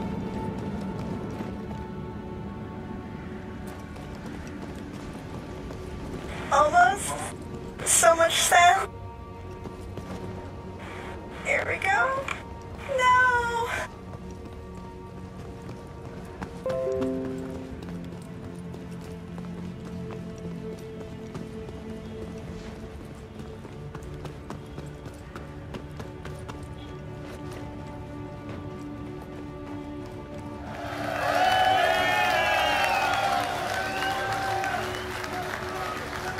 Oh, but he's got one of them. I forgot to ask, did you get something from Captain for his birthday? That would be his birthday. It's next week.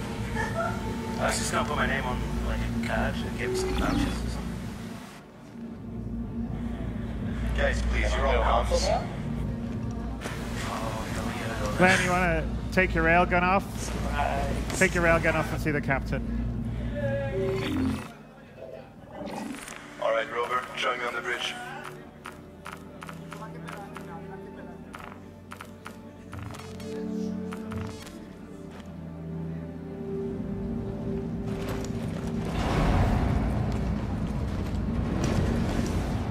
Closing back door.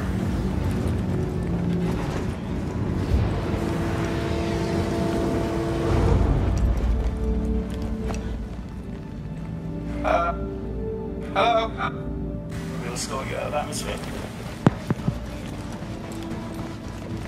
Guess I'll find my own way. All right, Glenn. Join me in the bridge. We're clear for takeoff.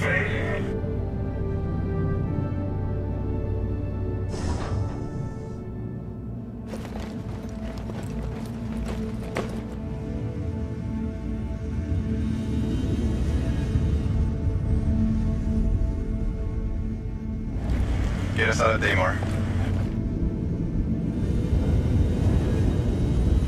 Proximity alert. Head.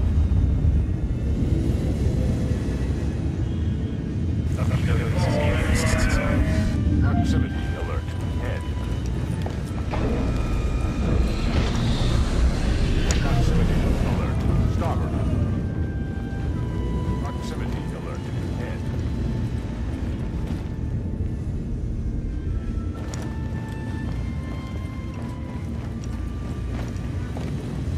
Proximity alert. Head.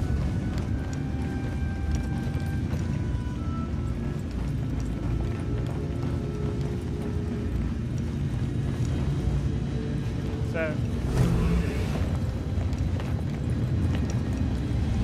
Hello!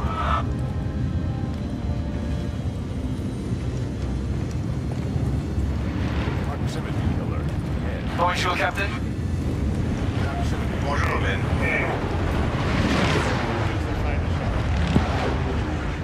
Thanks for saving us out there. It was my pleasure. I just wish Blizzard and John were here to see that.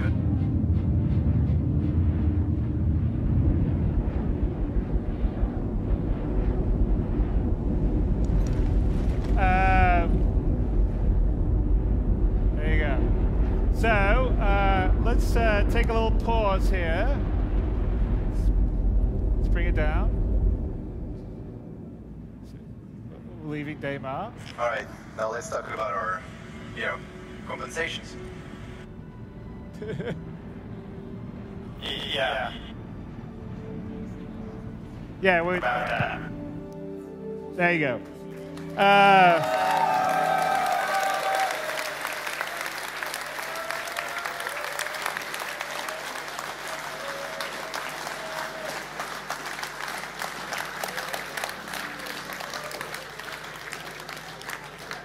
So, sorry that was a bit rough there. We've had playthroughs that have run all the way, and then we have playthroughs that we've had, because as you can see, that's why you don't have 3.0 now. We're still working on some of the bugs. We're working really hard, but it's a much more complicated endeavor than any of the previous releases just because of the scale, the locations, the amount of objects and entities that we're dealing with is geometrically larger than we've done before. I mean, it's millions of brushes and entities in the 3.0 we just showed you versus maybe 50,000 or so in 2.6. So it requires a fair amount of engineering to make everything work, and obviously you can still see that there's some crashes here and there. And we had a multiplayer demo there with a lot of different people in, so when someone goes down and they're flying the ship, it's hard to recover, which is what happened in the early one. But yes, that's the first time we've had a flying capital ship, and most of the times we've gotten the buggy up the ramp, but we're still, as you know, they're still working for some physics things, so we probably shouldn't have pushed it too much there.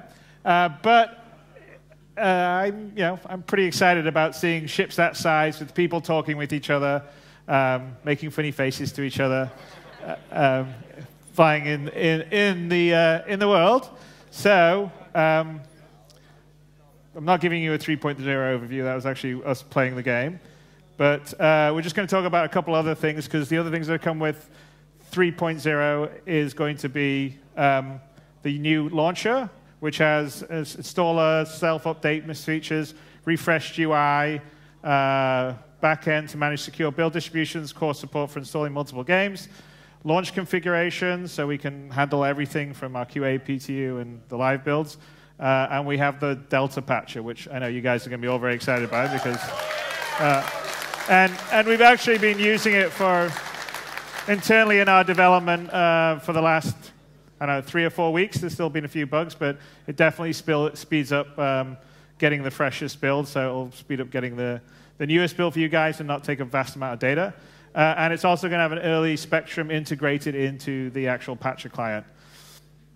So this is what the platform team's doing at Turbulent. So they're working on the desktop support, which is, we're talking about the new installer, the launcher, the patcher, obviously, and the game overlay. So as you're playing the game, you can actually bring up Spectrum as an overlay and chat to your friends and organizations. VoIP, so we're going to be putting VoIP into Spectrum as well as putting it into the game. And in fact, the Spectrum integration is actually what the back-end data channel is going to be used for our sort of VoIP/FOIP. And in the case that we're showing here, this was all going through our game server, which would rather not put that much data through the game server because it's already got a lot to do for simulation load. So that is what will, once we have the Spectrum side, that will enable us to turn it on for the game for you guys.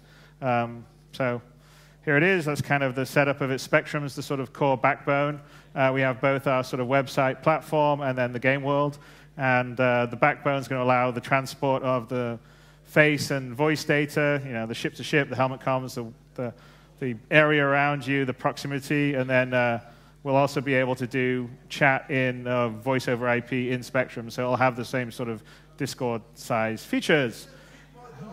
What's that? No. The voice over IP is not going to be on 3.0.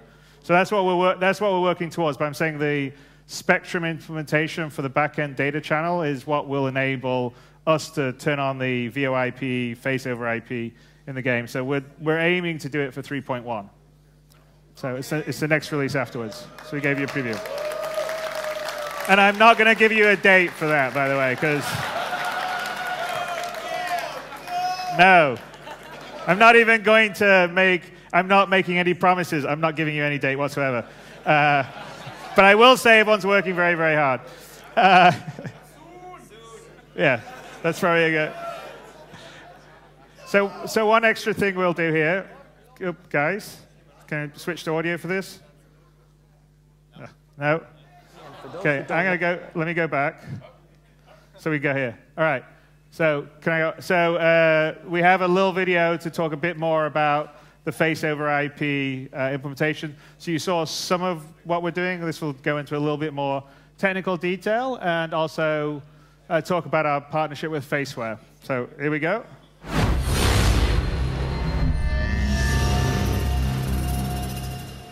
Hi there, everyone.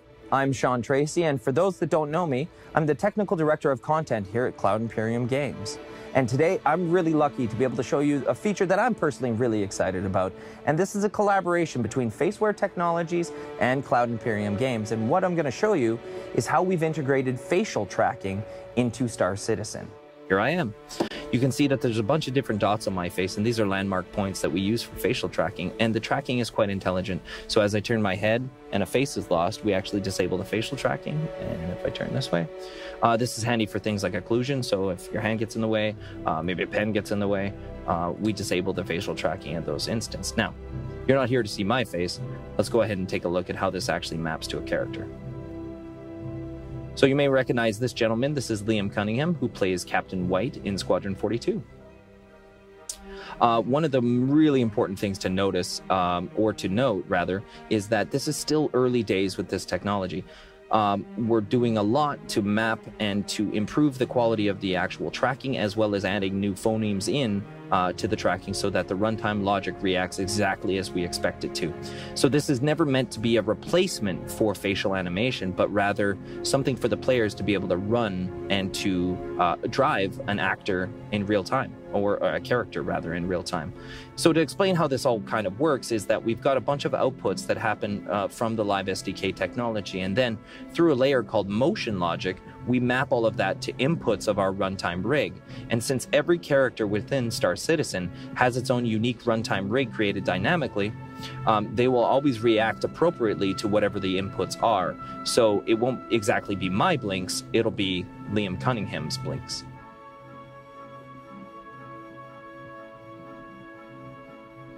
You can see even things like the ears moving when the scalp moves.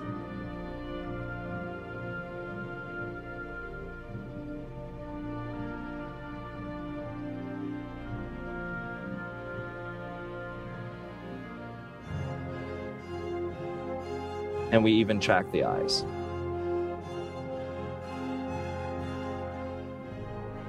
So let's go ahead and show how actually different bits of rig logic might react a little bit differently, giving a different character, essentially. As Belosa, he has really quite nice wrinkle maps that happen on the side of his face. So if I pull my face to the side. Where this feature really comes into its own is in the combination of it with our VoIP technology. We've talked about how this feature can work on a consumer-level web camera. However, here's Peter Bush from FaceWare to talk about a motion sensor they've developed specifically for this feature. Hi, my name's Peter Bush. I'm one of the co-founders of FaceWare Technologies and FaceWare Interactive. FaceWare is a facial motion capture company. We create hardware and software products that can create animation simply from video. About a year ago, Cloud Imperium asked us to do something we've never done before. Integrate our real-time technology into Engine and allow game characters to interact and emote in real time, but by being live driven by the players themselves. This is quite an engineering challenge, but I knew my teams in Austin and Los Angeles could collaborate with the incredibly talented Cloud Imperium development team to make this happen. The new VoIP feature will work with nearly any camera, but we were asked what's going to create the best possible experience. So we set out to engineer the first gaming device designed specifically for facial tracking. Here it is, the first prototype facial motion sensor. This is the first one off the production line. Now there are many specs about this device that are going to give you the best possible experience for facial tracking. First, the image sensor runs at 60 frames per second. Now while that's important, is the way in which our technology works. From one video frame to the next, we basically can create an animated result. meaning what we see in that first video frame, we're going to analyze the expression on your face, and by the next video frame, we have that animated result. So the faster that frame rate is running, the faster you're going to be able to keep up and get that performance. And at 1/25th or 1/30th of a second, which is common in most webcams, it might not keep up and your lip sync might not read. But at 1/60th of a second, now the words that you're saying are going to be spoken by your character running in-game. Now second, we looked at where most common you're going to be using this device. And more often than not, you're only going to be lit by the light coming from your monitor, so the sensor had to work in a low light environment. So we selected a 1/3 inch, 3.4 megapixel sensor that's capable of 720 or 1080 at 60 frames per second in a near dark environment. Third, most webcams are a wide-angle lens, which makes your face a little bit smaller in frame and a lot less facial details and facial pixels for our technology to capture and track. So we selected a single user field of view. Now this allows our technology to basically get more pixels from your face from that frame and get the best possible facial details into engine. Now fourth, we put on a high resolution glass lens that's going to resolve that data and give us the best possible and sharpest focus for facial tracking.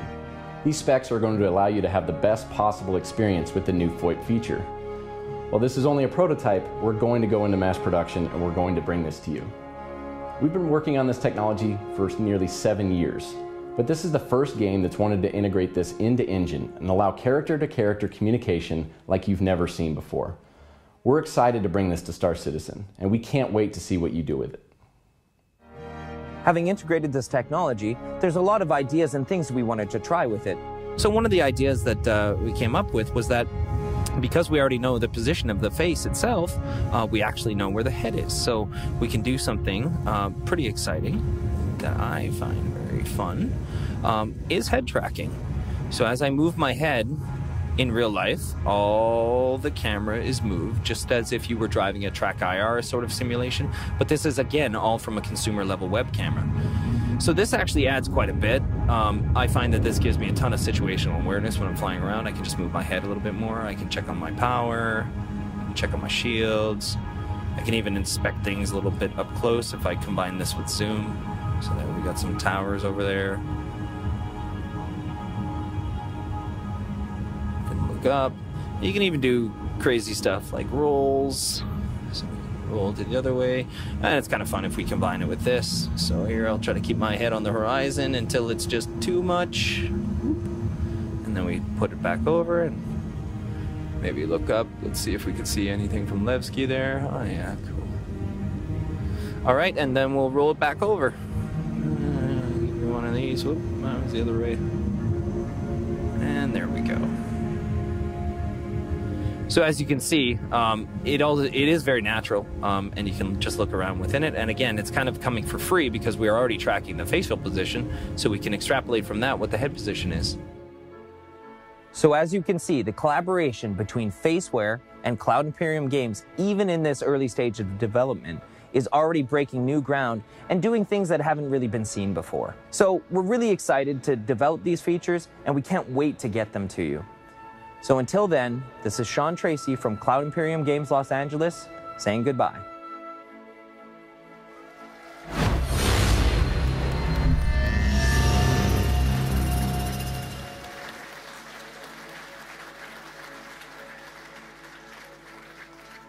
Eric's got a little song that he sometimes kind of comes and sings, and it looks pretty awesome. So you want to take it away? I once was a man outside. Perfect.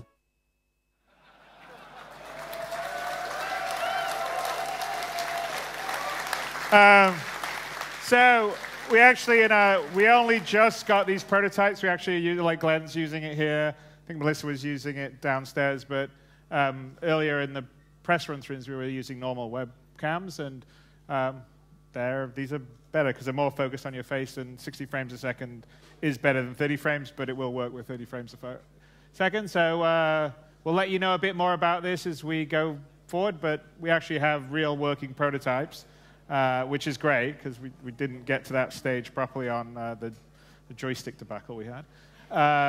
So we're not going to do that on this one. We're definitely, it's good. we choose our partners better now. And I can say that because Mad Cats is gone now, so I don't. So, now I got a question for you guys. Would you like to see a little bit more Idris action? Yeah! All right, okay, so... all right, well, let's go back. We should pick up the story where it was. And I'll let Paul take it away back there.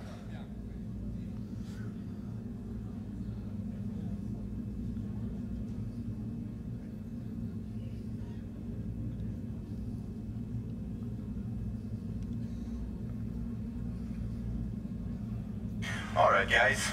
Welcome aboard the Rochefort.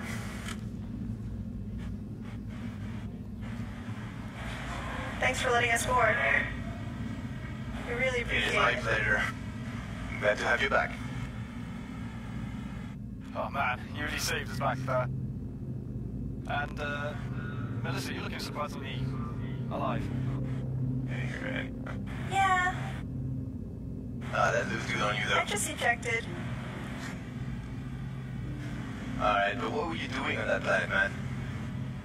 So, we took a contract with Eckhart Securities. And, well, I guess we weren't the only ones that took one. Yeah, I guess not. So, where does that contract take you, really?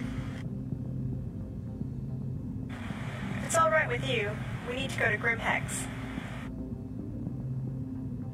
Grimhex, eh? Well, I guess set a course for Yella. You sure? Well, yeah, you heard me. All right. Set a course.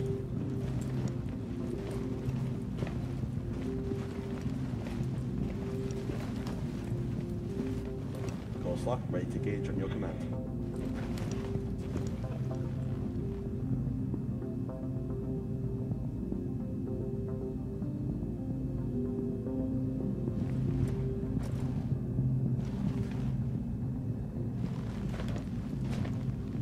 Make it so. ED drive. Okay, this is all really cool.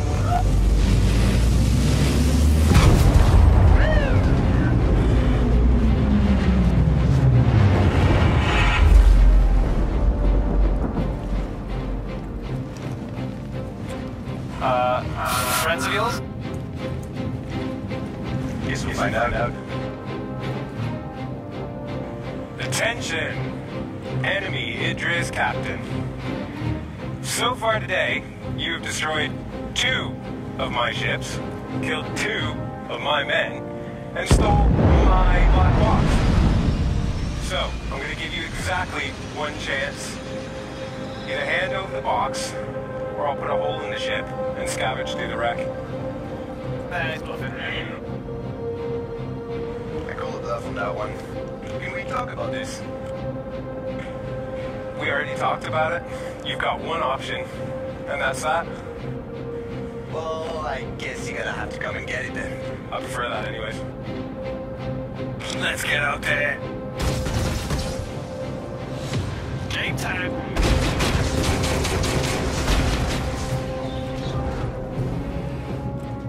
Alright, guys, get the fire, please, and mind the turrets. Heading down.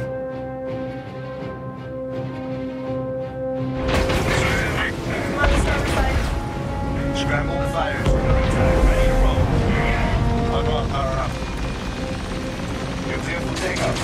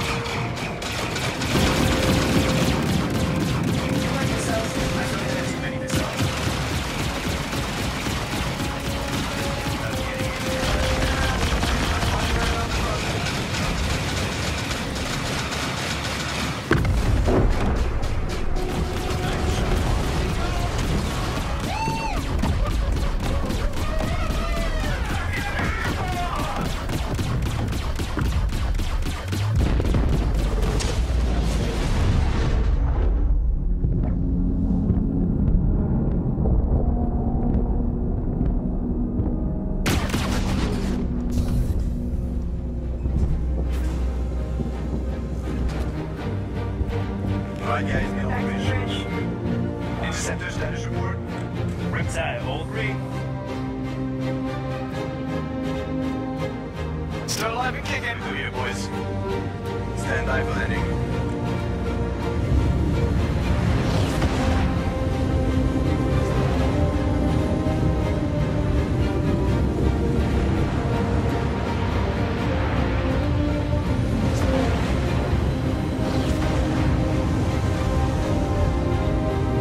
Nice flight, Mark. You too, Martha. What? I wasn't flying. I'm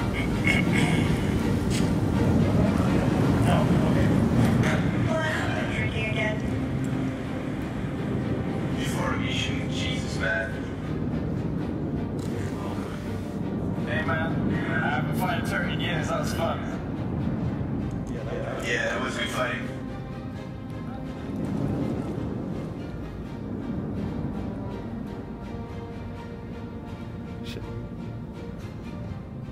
So I guess we made some new friends.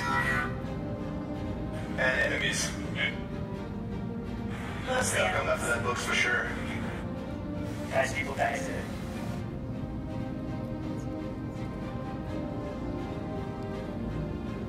Yeah, point.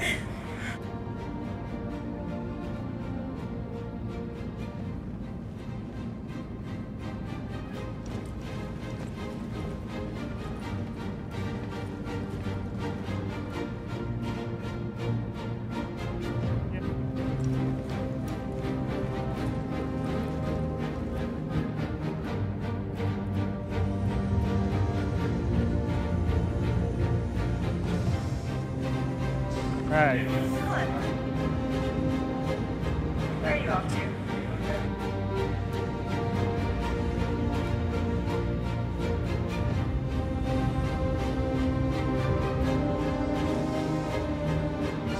Right, it's a high degree of difficulty. We'll see. Ooh.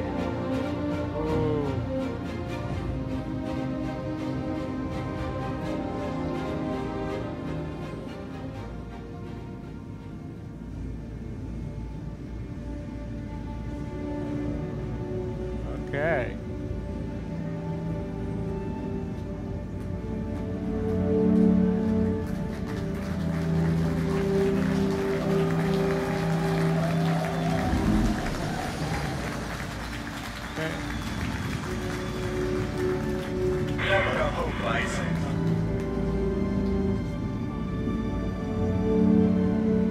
Stereo. Switch to.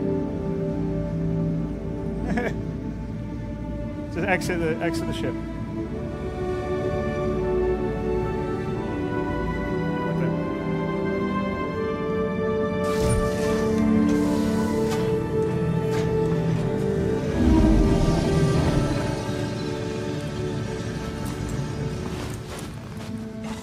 All right, back. There you go. There we go. All right, we brought him home. Okay. We can. Okay, we can. Finish, Paul. Fake the. There we go.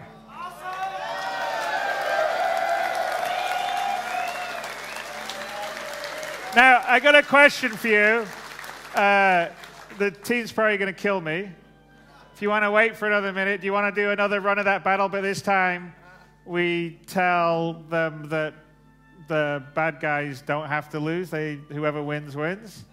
And have a proper fight.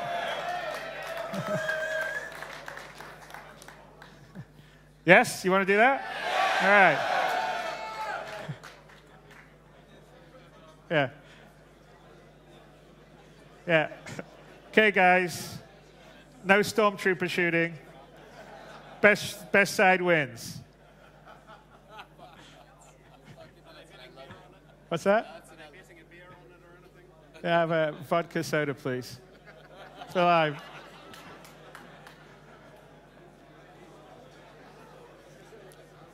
All right, it'll take them a few minutes to respin up the server and bring up the clients. So anyway, that's the first time that we only got capital ships fighting probably about a week ago. But it's actually pretty cool. And obviously it's going to get much smoother. You can see some sync issues between different views and stuff, which are things that we're working on 3.0. But yeah, this is going to, I don't know, it's going to be pretty awesome going forward, because you'll be able to fly everything from a single-seater ship to the multi-crew ships to huge capital ships, do it with a large group of your friends, by yourself, small amount of people. I think it'll be fun.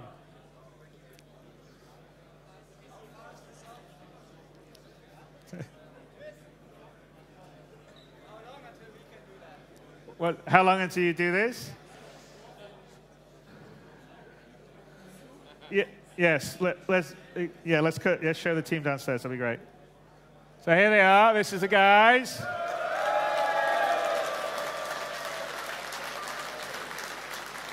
So it's a combination of German and UK test teams and a couple of actual volunteers from you guys, the community.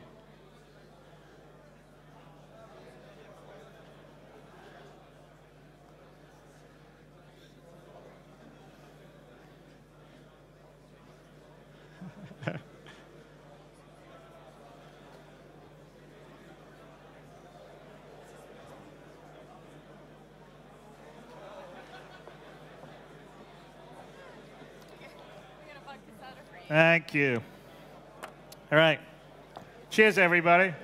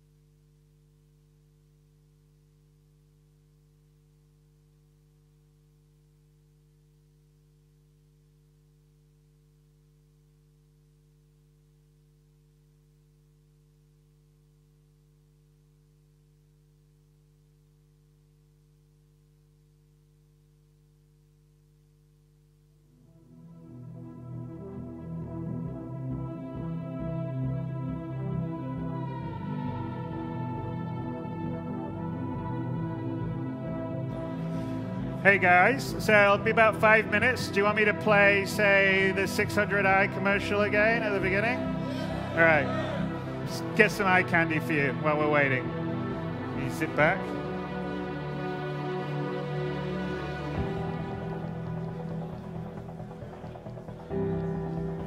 Okay.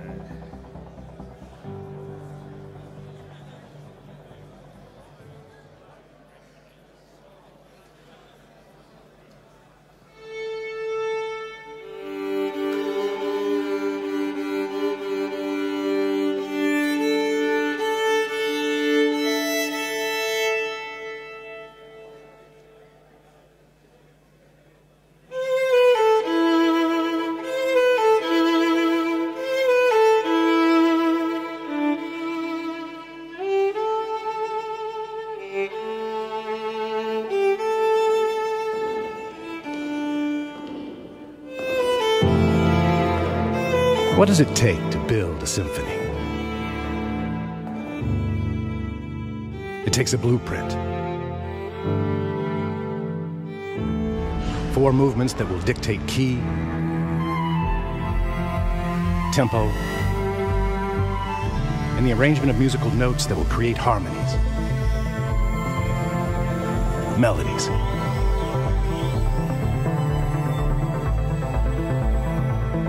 It takes an orchestra.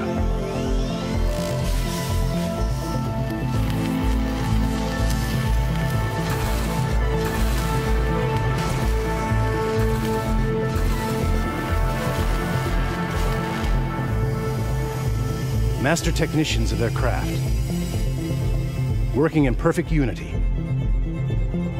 to transform notes into sound and those sounds into an experience.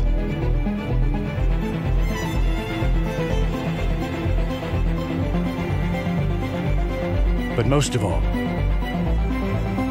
it takes emotion. A feeling so powerful that it transcends words. It must be conveyed in another form.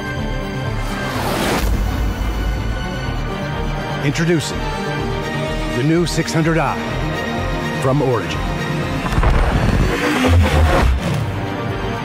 A symphony in motion. See your authorized Origin dealer for details.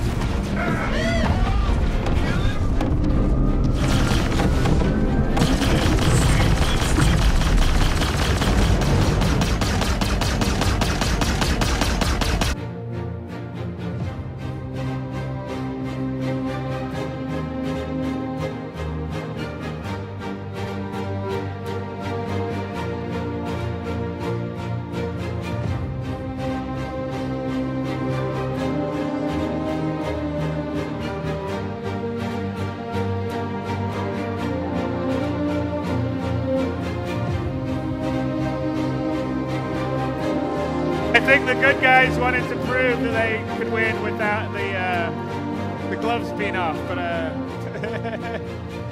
right. Anyway, that's it for tonight. I mean, it is already almost 12:25. So I hope you enjoyed both seeing some of the 3.0 stuff that you're going to get to play very soon, and some of the stuff that will be in the near future. And let's bring up the guys so you can actually see the team. So, yeah.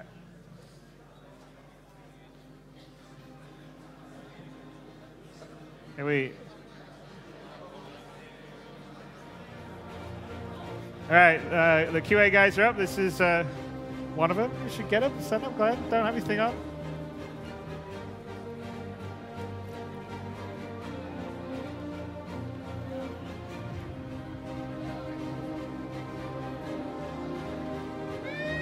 All right. Who else we got?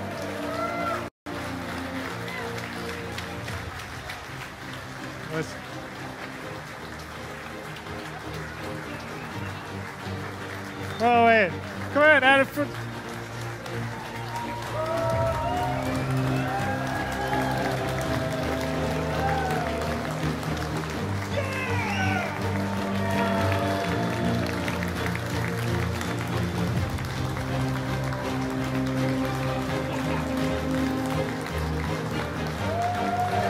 Okay, bow, John, bow.